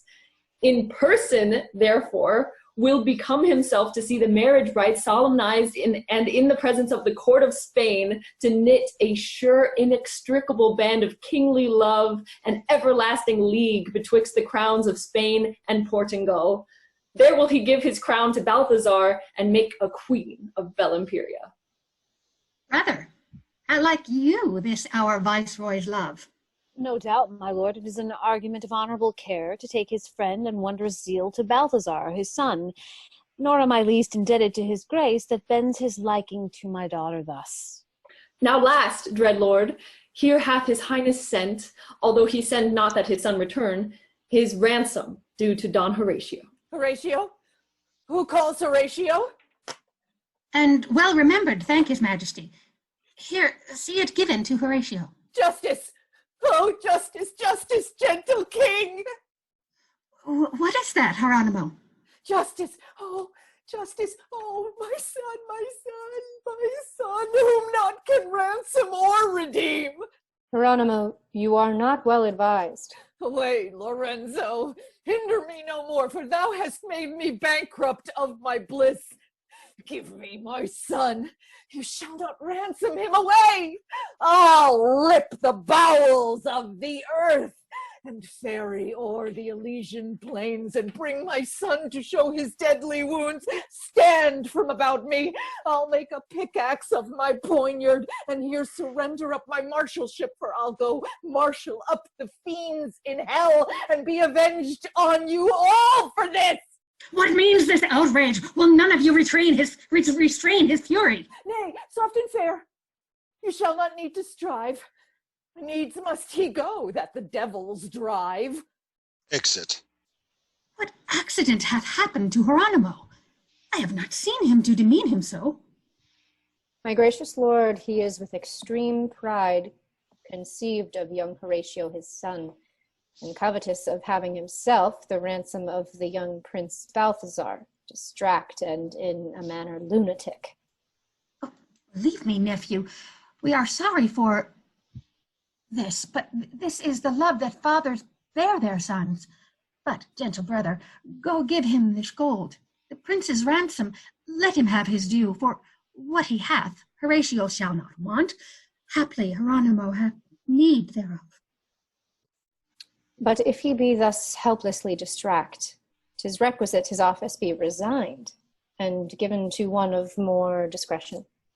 We shall increase his melancholy so. 'Tis best that we see him further in it first, till when ourself will hold exempt the place. And, brother, now bring in the ambassador, that he may be a witness of this match twixt Balthazar and Belimperia, and that we may prefix a certain time wherein the marriage shall be solemnized. And we may have the lord, the viceroy here. Therein your highness highly shall content his majesty, that longs to hear from hence. And then I hear you, Lord Ambassador. Excellent. Act 3, Scene 13. Hieronymo's house. Enter Hieronymo with a book in his hand. Aye, heaven will be revenged of every ill, nor will they suffer murder unrepaid. Then stay, Hieronymo, and attend their will, for mortal men may not appoint their time. Strike, and strike home where wrong is offered thee. But how? Not as the vulgar wits of men with open but inevitable ills, as by a secret, yet a certain mean which under kinship will be cloaked best. Wise men will take their opportunity closely and safely, fitting things to time. But in extremes, advantage hath no time, and therefore all times fit not for revenge. Thus, therefore, I will rest me in unrest, dissembling quiet in unquietness, not seeming that I know their villainies, that my simplicity may make them think that ignorantly I will let all slip, nor naught avails me to menace them. No, no, Hieronymo, thou must enjoin thine eyes to observation, and thy tongue to milder speeches than thy spirit affords, thy heart to patience, and thy hands to rest, thy cap to courtesy, and thy knee to bow, till to revenge thou know when, where, and how. A noise within. How now? What noise? What coil is it that you keep? Enter a servant. Here are good sort of poor petitioners that are importunate, and it should please you, sir, that you should plead their cases to the king. That I should plead their several actions? Why, let them enter and let me see them. Enter 3 citizens and an old man, Don Basulto. So I tell you this, for learning and for law, there is not any advocate in Spain that can prevail or will take half the pain that he will in pursuit of equity. Come near, you men, that thus importune me. Now must I bear a face of gravity. Come on, sirs, what's the matter? Sir, an action. Of battery?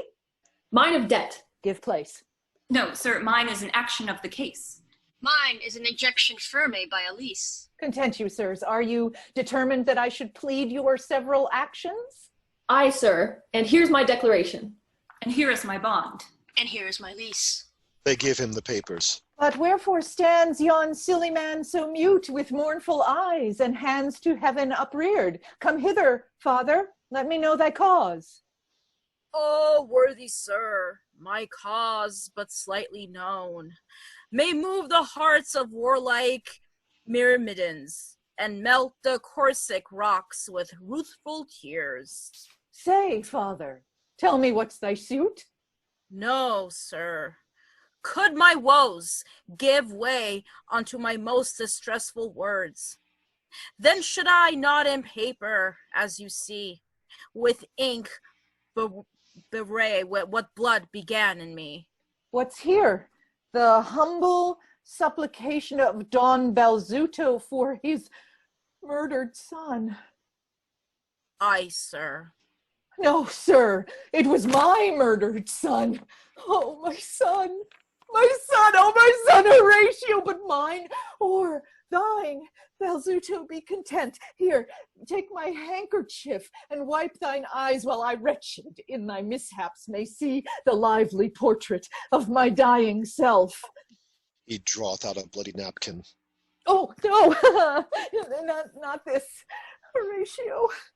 This was thine, and when I dyed it in thy dearest blood, this was a token twixt thy soul and me, that of thy death revenged I should be.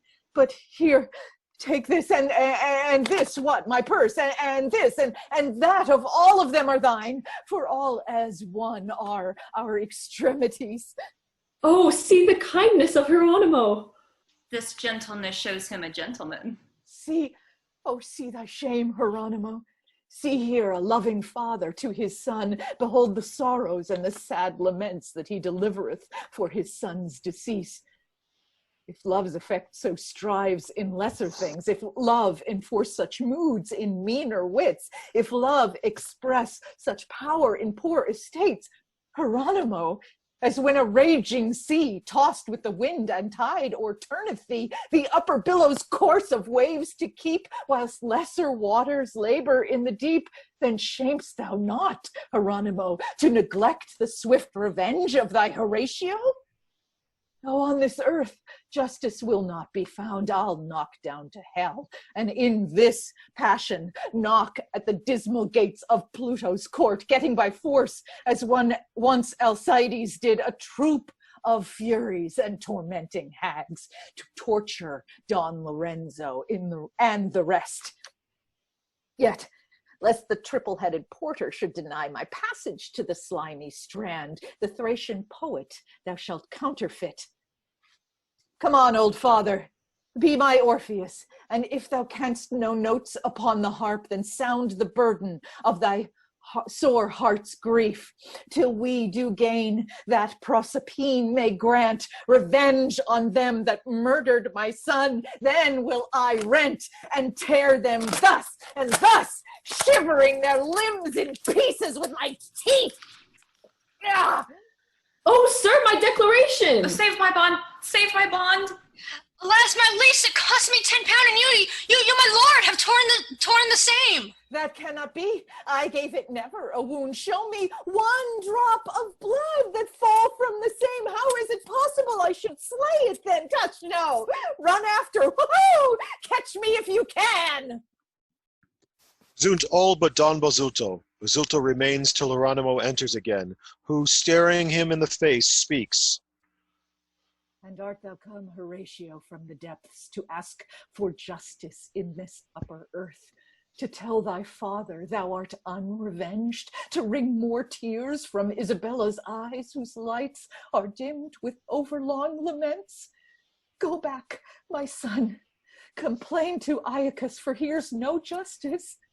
Gentle boy, begone, for justice is exiled from the earth. Hieronymo will bear thee company. Thy mother cries on righteous Radamant for just revenge against the murderers. Alas, my lord, whence springs this troubled speech? Oh, let me look on my Horatio. Sweet boy, how thou art changed in death's black shade.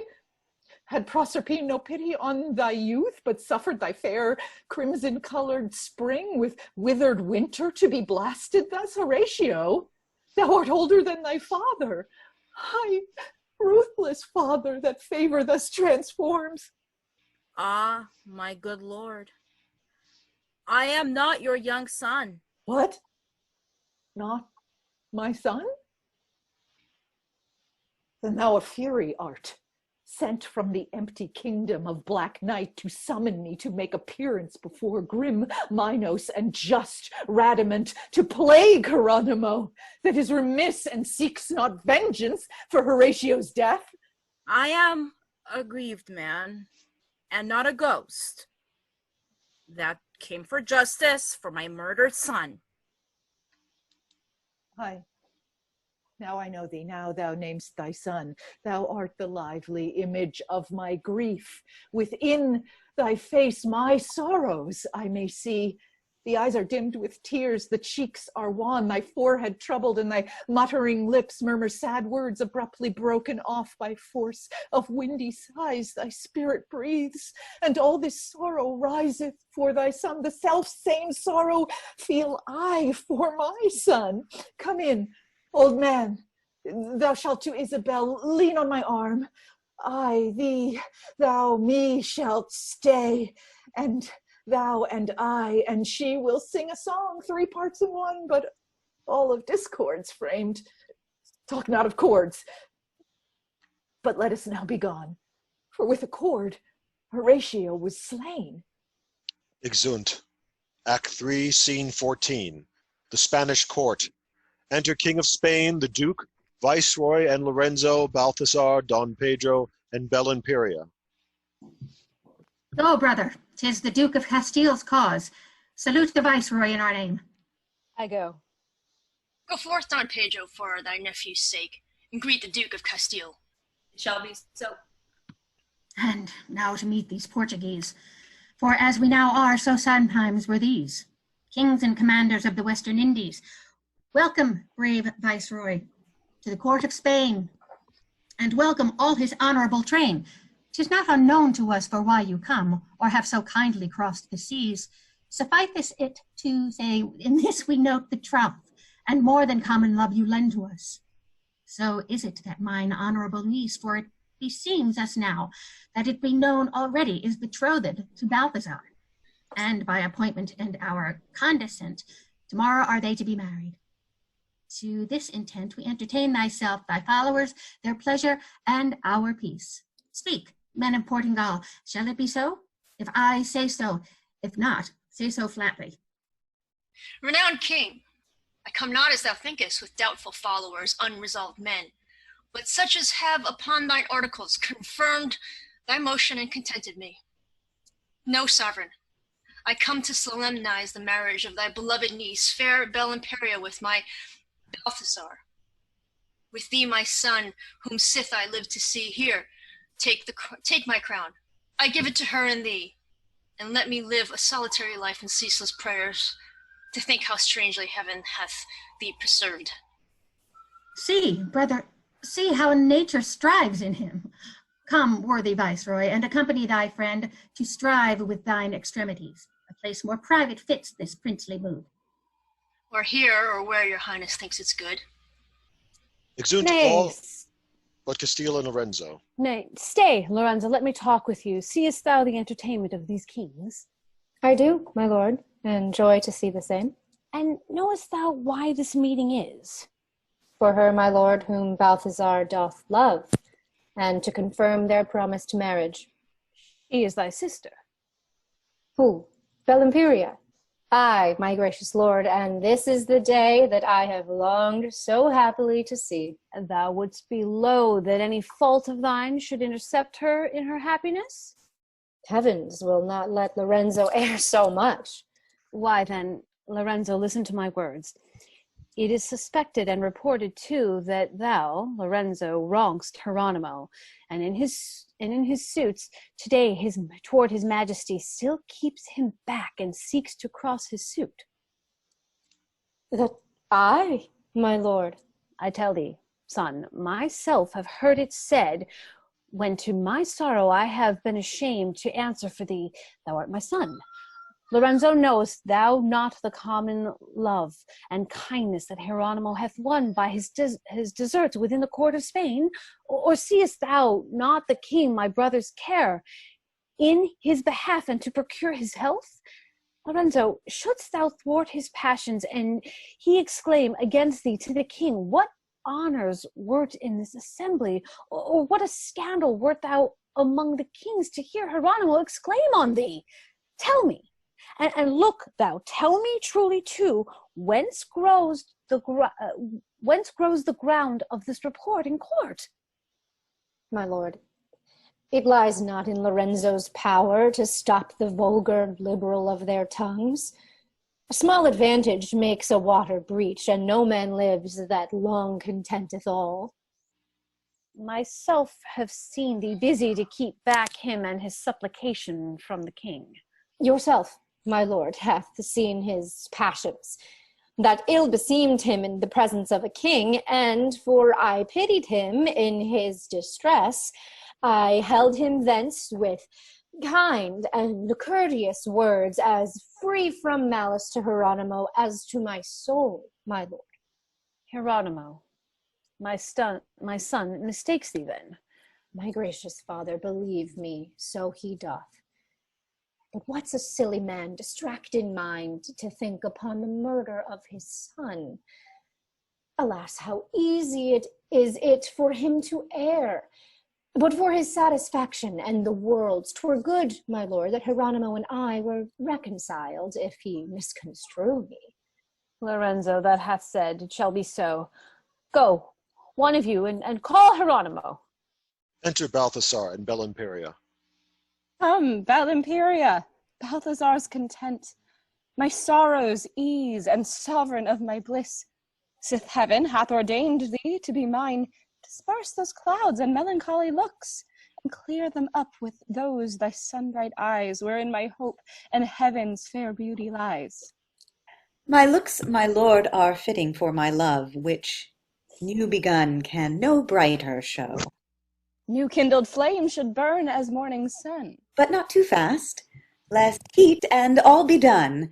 I see my lord, my father. True, my love. I will go salute him. Welcome, Balthazar, welcome, brave prince, the pledge of Castile's peace, and welcome, Belimperia. How now, girl? Why comest thou so sadly to salute us thus? Content thou thyself, for I am satisfied it is not now as when Andrea lived. We have forgotten and forgiven that, and thou art graced with a happier love. But, Balthazar, here comes Hieronymo. I'll have a word with him. Enter Hieronymo and a servant. Even so, what new device have they devised? Tro, pocas palabras, mild as the lamb. Is't I will be revenged? No, I am not the man. Welcome, Hieronymo. Welcome, Hieronymo. Welcome, Hieronymo. My lords, I thank you for Horatio. Hieronymo, the reason that I sent to speak with you is this. What? So short? Then I'll be gone. I thank you for it. Nay, stay, Hieronymo. Go call him, son. Hieronymo, my father craves a word with you. With me, sir? Why, my lord, I thought you had done. No, would he had. Hieronymo, I hear you find yourself aggrieved at my son because you have not access unto the king, and say 'tis that he that intercepts your. Why is it not this a miserable thing, my lord? Hieronymo, I hope you have no cause, and would be loath that one of your deserts should once have reason to suspect my son, considering how I think of you myself. Your son Lorenzo, whom, my noble lord, the hope of Spain, mine honorable friend. Grant me the combat of them if they dare. I'll meet them face to face to tell me so. These be the scandalous reports of such as love not me and hate my lord too much. Should I suspect Lorenzo would prevent or cross my suit that loved my son so well? My lord, I am ashamed it should be said. Hieronymo, I never gave you cause. My good lord, I know you did not. There then, pause. And for the satisfaction of the world, Hieronymo, frequent my homely house, the Duke of Castile Cyprian's ancient seat, and when thou wilt, use me, my son, and it. But here, before Prince Balthazar and me, embrace each other and be perfect friends. Ay, marry, my lord, and shall. Friends, quoth he. See, I'll be friends with you all, especially with you, my lovely lord. For divers causes it is fit for us that we be friends. The world is suspicious, and men may think that we imagine not. Why, this is freely done, Hieronymo. And I hope old grudges are forgot. What else? It were a shame it should not be so. Come on, Hieronymo, at my request, let us entreat your company today. Exeunt. Enter Don Andrea's ghost and revenge. Awake, Ericto, Cerberus, awake. Solicit Pluto, gentle Proserpine, to combat Acheron and Erebus in hell. For ne'er by Styx and Phlegethon there came, nor ferried Charon to the fiery lakes. Such fearful sights as poor Andrea sees. Revenge, awake. Awake, for why? Awake, revenge, for thou art ill advised to sleep away what thou art warned to watch. Content thyself, and do not trouble me. Awake, revenge! If love, as love has had, have yet the power of prevalence in hell, Hieronymo with Lorenzo is joined in league and intercepts our passage to revenge. Awake, revenge! Oh, we our woe be gone! Thus worldlings ground what they have dreamed upon. Content thyself, Andrea. Though I sleep, yet is my mood soliciting their souls. Sufficeth thee that poor Hieronymo cannot forget his son Horatio, nor dies revenge though he sleep a while. For in unquiet quietness is feigned the slumbering, is a calmly worldly while. Exeunt. Act 4, Scene 1, the Duke's Castle. Enter Bellimperia and Hieronymo. Is this the love thou bearest, Horatio? Is this the kindness that thou counterfeitst? Are these the fruits of thine incessant tears? Hieronymo, are these thy passions, thy protestations, and thy deep laments, that thou wert wont to weary men withal? O unkind father, O deceitful world! With what excuses canst thou show thyself, with what dishonour, and the hate of men, thus to neglect the loss and life of him whom both my letters and thine own belief assures thee to be the causeless slaughtered? Hieronymo, for shame, Hieronymo! Be not a history to after times of such ingratitude unto thy son. Myself, a stranger in respect to thee, so loved his life as still I wish their deaths. Nor shall his death be unrevenged by me. Although I bear it out for fashion's sake, for here I swear in sight of heaven and earth, shouldst thou neglect the love thou shouldst retain, and give it over, and devise no more, myself should send their hateful souls to hell that wrought his downfall with extremest death. But may it be that Bellimperia vows such revenge as she hath designed to say? Why then, I see that heaven applies our drift, and all the saints do sit soliciting for vengeance on those cursed murderers. Madam, 'tis true, and now I find it so. I found a letter written in your name, and in that letter how Horatio died. Pardon, oh, pardon, Bellimperia, my fear and care in not believing it. And here I vow, so you but give consent, and will conceal my resolution, I will ere long determine of their deaths that causeless thus have murdered my son. Hieronymo, I will consent, conceal, and aught that may effect for thine avail, join with thee to revenge Horatio's death. On then, and whatsoever I devise, let me entreat you grace my practice, for, why, the plot's already in mine head. Here they are! Enter Balthasar and Lorenzo. How now, Hieronymo? What, courting Bellimperia? Ay, my lord, such courting as I promise you, she hath my heart, but you, my lord, hath hers. But now, Hieronymo, or never, we are to entreat your help. My help? Why, my good lords, assure yourselves of me, for you have given me cause. Ay, by my faith, have you? Pleased you at the entertainment of the ambassador to grace the king so much as with a show.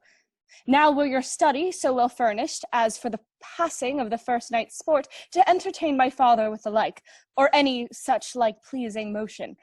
Assure yourself it would content them well. Is this all? Aye, this is all. Why then I'll fit you, say no more.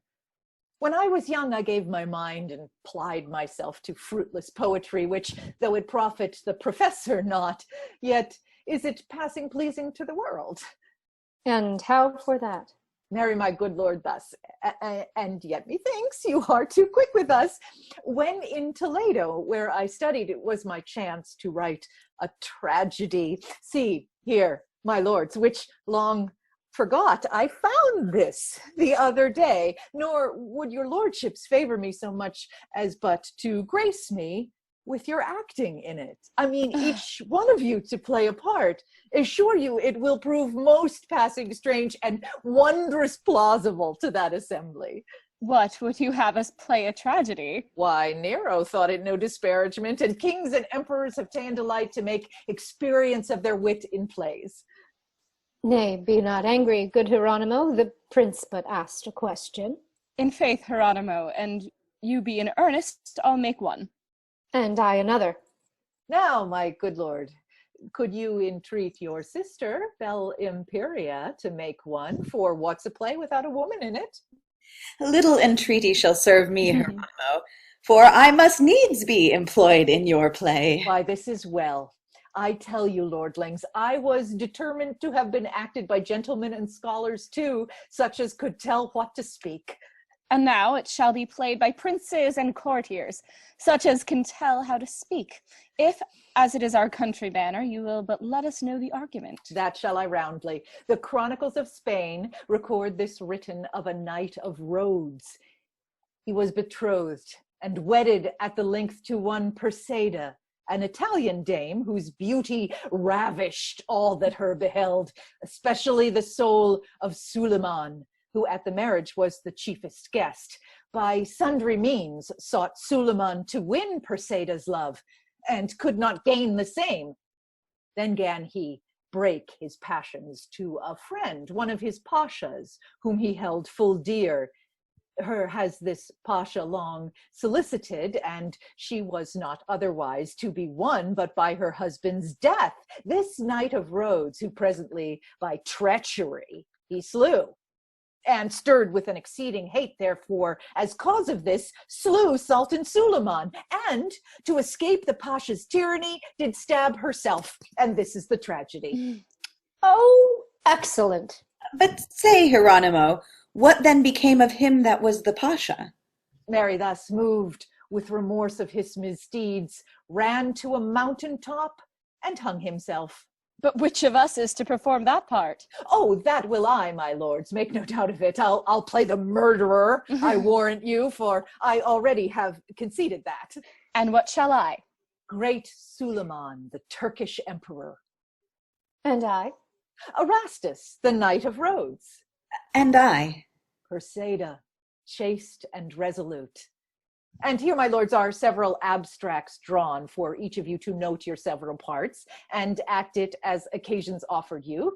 You must provide you with a Turkish cap, a black mustache, and a falchion.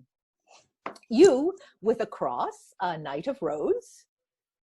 And madam, you must then attire yourself like Phoebe, Flora, or the huntress Diane, which to your discretion shall seem best. And as for me, my lords, I'll look to one, and with the ransom that this viceroy sends, so furnish and perform this tragedy, as all the world shall say Hieronymo was liberal in gracing of it so. Hieronymo, methinks a comedy were better. A comedy? Fie! Comedies are fit for common wits. But to present a kingly troupe withal, give me a stately written tragedy, tragedia cothurnata, fitting kings, containing matter and not common things. My lords, all this our sport must be performed as fitting for the first night's revelling. The Italian tragedians were so sharp of wit that in 1 hour's meditation they would perform anything in action. How like you this? Why, thus, my lord, we must resolve to soothe his humours up. On then, Hieronymo. Farewell till soon. You'll play this gear? I warrant you. Exit. Act 4, Scene 2. Hieronymo's garden. Enter Isabella with a weapon. Tell me more, oh monstrous homicides! Since neither piety nor pity moves the king to justice or compassion, I will revenge myself upon this place, where thus they murdered my beloved son. She lays down the arbor. Down with these branches and these loathsome boughs on this unfortunate and fatal pine. Down with them, Isabella. Break them up and burns the root from whence the rest is sprung. I will leave not a root, a stalk, a tree, a bough, a branch, a blossom, nor a leaf. Not an herb within this garden plot. A cursed complot of my misery. Fruitless forever may this garden be, barren the earth, and blissless whosoever imagines not to keep it unmanured. An eastern wind, commixed with noisome airs, shall blast the plants and young saplings here. The earth with serpents shall be pestered, and passengers, for fear to be infect, shall stand aloof, and looking at it, tell there, murdered, died the son of Isabel. Aye, here he died, and here I him embrace. See where his ghost solicits with his wounds revenge on her that should revenge his death. Hieronymo, make haste to see thy son, for sorrow and despair hath sighted me to hear Horatio plead with Radamant. Make haste, Hieronymo, to hold excuse thy negligence in pursuit of their deaths, whose hateful wrath bereaved him of his breath. Aye, nay, thou dost delay their deaths, forgivest the murders of thy noble son, and none but I bestir me to no end. And as I curse this tree from further fruit, so shall my wound be cursed for his sake. And with this weapon will I wound this breast, that hapless breast that gave Horatio suck. She stabs herself. Act 4, Scene 3, the Duke's Castle. Enter Hieronymo. He hangs up the curtain. Enter the Duke of Castile. How now, Hieronymo? Where's your fellows that you take all this pain? Oh, sir, it is for the author's credit to look at that things may go well. But, good my lord, let me entreat your grace to give the king the copy of the play, that is the argument of what we show. I will, Hieronymo. One more thing, my good lord. What's that? Let me entreat your grace that when the train are passed into the gallery, you would vouchsafe to throw me down the key. I will, Hieronymo. Exit Castile. What, are you ready, Balthazar? Bring a chair and cushion for the king. Enter Balthazar with a chair. Well done, Balthazar. Hang up the title. Our scene is Rhodes.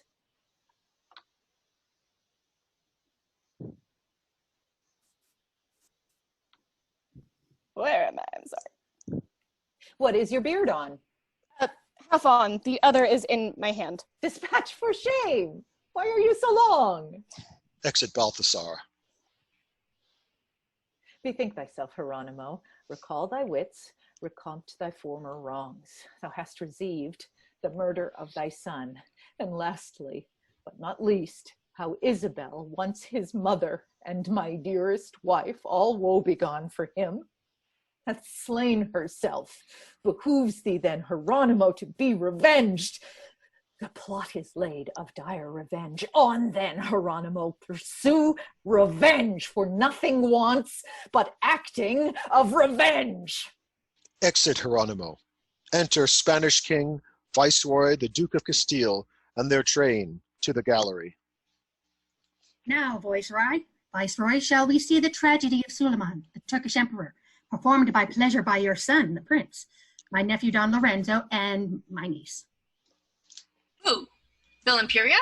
Aye, and Hieronymo, our marshal, at whose request they deign to do it themselves. These be our pastimes in the court of Spain. Here, brother, you shall be the bookkeeper. This is the argument of that they show. He giveth him a book. Enter Balthazar, Bellimperia, and Hieronymo. Pasha, that Rhodes is ours, yield heavens the honor, and holy Mohammed, our sacred prophet. And be thou graced with every excellence that Suleiman can give or thou desire. But thy desert in conquering Rhodes is less than in reserving this fair Christian nymph Perseida, blissful lamp of excellence, whose eyes compel, like powerful adamant, the warlike heart of Suleiman to wait. See, Viceroy? That is Balthazar, your son. That represents the Emperor Suleiman. How well he acts his amorous passion. Aye, Belimperia taught him that. That's because his mind runs all on Belimperia. Whatever joy earth yields, betide your majesty. Earth yields no joy without Perseida's love. Then let Perseida on your grace attend. She shall not wait on me, but I on her. Drawn by the influence of her lights, I yield. But let my friend, the Rhodean knight, come forth, Erasto dearer than my life to me, that he may see Perseida, my beloved. To Erasto, Lorenzo. Ooh, here comes Lorenzo. Look upon the plot and tell me, brother, what part plays he? Ah, my Erasto, welcome to Perseida. Thrice happy is Erasto that thou livest. Rhodes' loss is nothing to Erasto's joy. Sith his Perseida lives, his life survives. Ah, Pasha, here is love between Erasto and fair Perseida, sovereign of my soul. Remove Erasto, mighty Suleiman, and then Perseida will be quickly won. Erasto is my friend, and while he lives, Perseida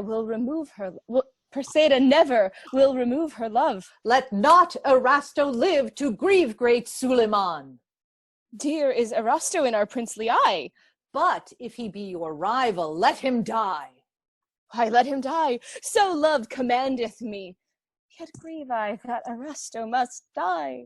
Erasto, Suleiman saluteth thee, and lets thee wit by me his highness will, which is, thou shouldst be thus employed. Ay, me, Erasto! See, Suleiman, Erasto's slain. Yet liveth Suleiman to comfort thee. Fair queen of beauty, let not favor die, but with a gracious eye behold his grief, that with Perseida's beauty is increased, if by Perseida grief be not released. Tyrant, desist soliciting vain sweets. Relentless are mine ears to thy laments, as thy butcher is pitiless and base, which seized on my Erasto, harmless knight. Yet by thy power thou think'st to command, and to thy power Perseida doth obey. But were she able, thus would she be revenged. Thy treacheries on thee, ignoble prince! And on herself she would be revenged! Well said, old Marshal. This was bravely done. But Belimperia plays Perseida well. Were this in earnest, Belimperia, you would be better to my son than so. But now what follows for Hieronymo? Mary, this follows for Hieronymo.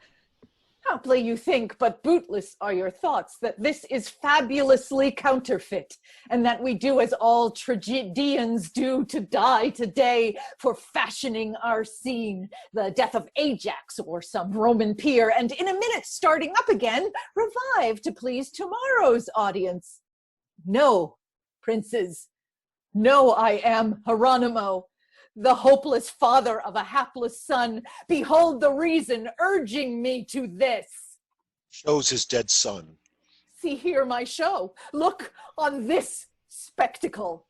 Here lay my hope, and here my hope at end. Here lay my heart, and here my heart was slain. Here lay my treasure, and here my treasure was lost. Here lay my bliss, and here my bliss bereft. But hope, heart, treasure, joy, and bliss all fled, failed, died, yea, all decayed with this.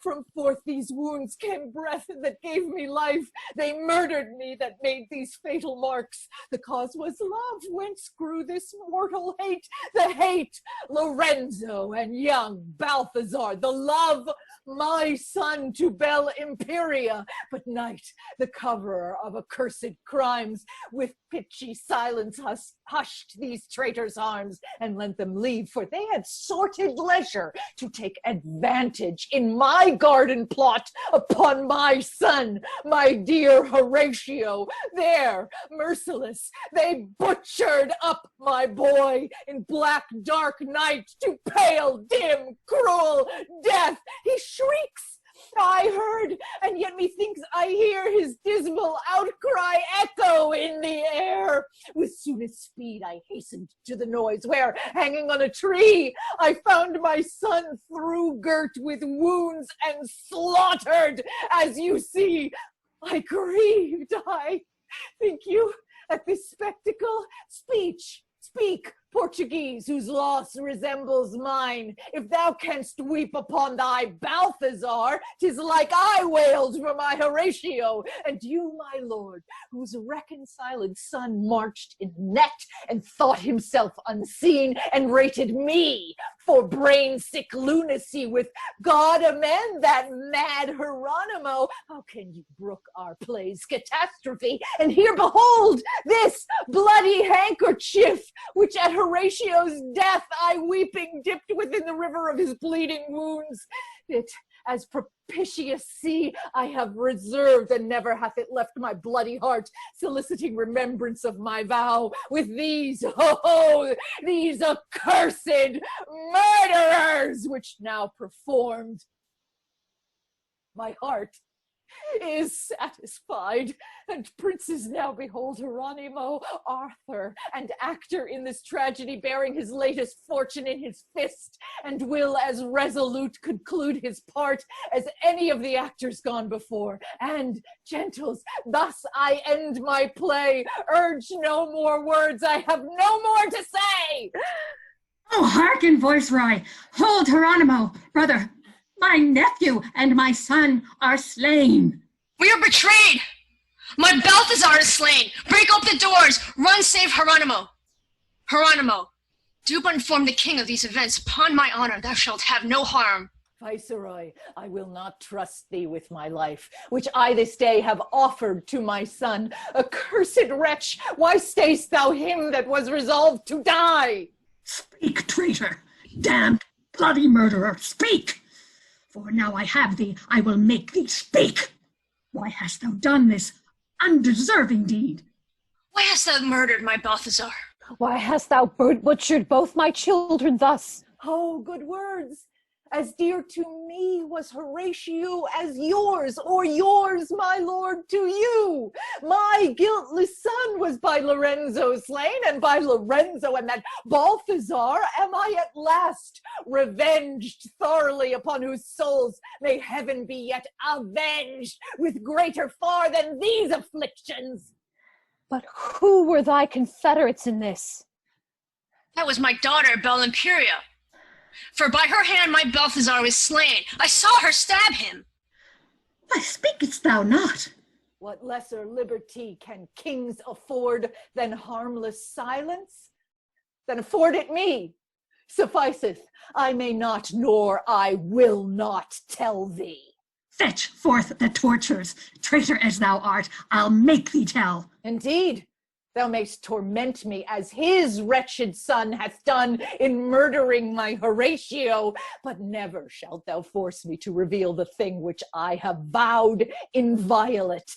And therefore, in despite of all thy threats, pleased with their deaths and eased with their revenge, first take my tongue and afterwards my heart. O monstrous resolution of a wretch! See, Viceroy, he hath bitten forth his tongue rather than reveal what we required. Yet can he write. And if in this he satisfy us not, who will devise the extremest kind of death that ever was invented for a wretch? Then he makes sign for a knife to mend his pen. Oh, he would have a knife to mend his pen. Here, and advise thee that thou write the troth. Look to my brother. Save Hieronymo. What age hath ever heard such monstrous deeds? and the whole succeeding hope that Spain expected after my decease. Go bear his body hence, that we may mourn the loss of our beloved brother's death, that he may be entombed. Whate'er befall, am I the next, the nearest, last of all?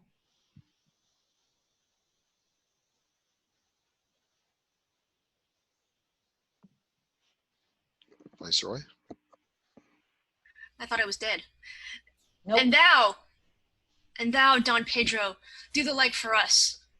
Take up our hapless son, ultimate untimely slain. Set me up with him, and he with woeful me, upon the main mast of a ship unmanned, and let the wind and tide hail me along to Scylla's barking and untamed gulf, or to the loathsome pool of Acheron to weep my want for my sweet Balthazar. Spain hath no refuge for a Portingale. The trumpets sound a dead march, the King of Spain mourning after his brother's body, and the Viceroy of Portugal bearing the body of his son. Enter Don Andrea's ghost and revenge. Aye, now my hopes have end in their effects, when blood and sorrow finish my desires. Horatio murdered in his father's bower, vile, Cerberine by Pedigrano. Slain, false Pedigrano hanged by quaint device, fair Isabella by herself misdone. Prince Balthazar by a bell Imperious stabbed. The Duke of Castile and his wicked son both done to death by old Hieronymo. My bell Imperia fallen as Dido fell, and good Hieronymo slain by himself. Aye, these were spectacles to please my soul. Now will I beg at lovely Proserpine that by the virtue of her princely doom, I may consort my friends in pleasing sort, and on my foes work just and sharp revenge. I'll lead my friend Horatio through those fields where never dying wars are still inert.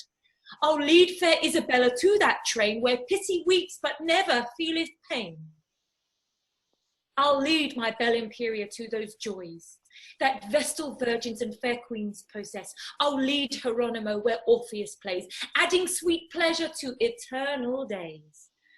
But say, Revenge, for thou must help or none, against the rest how shall my hate be shown? This hand shall hale them down to deepest hell, where none but furies, bugs, and tortures dwell. Then, sweet Revenge, do this at my request. Let me judge and doom them to unrest.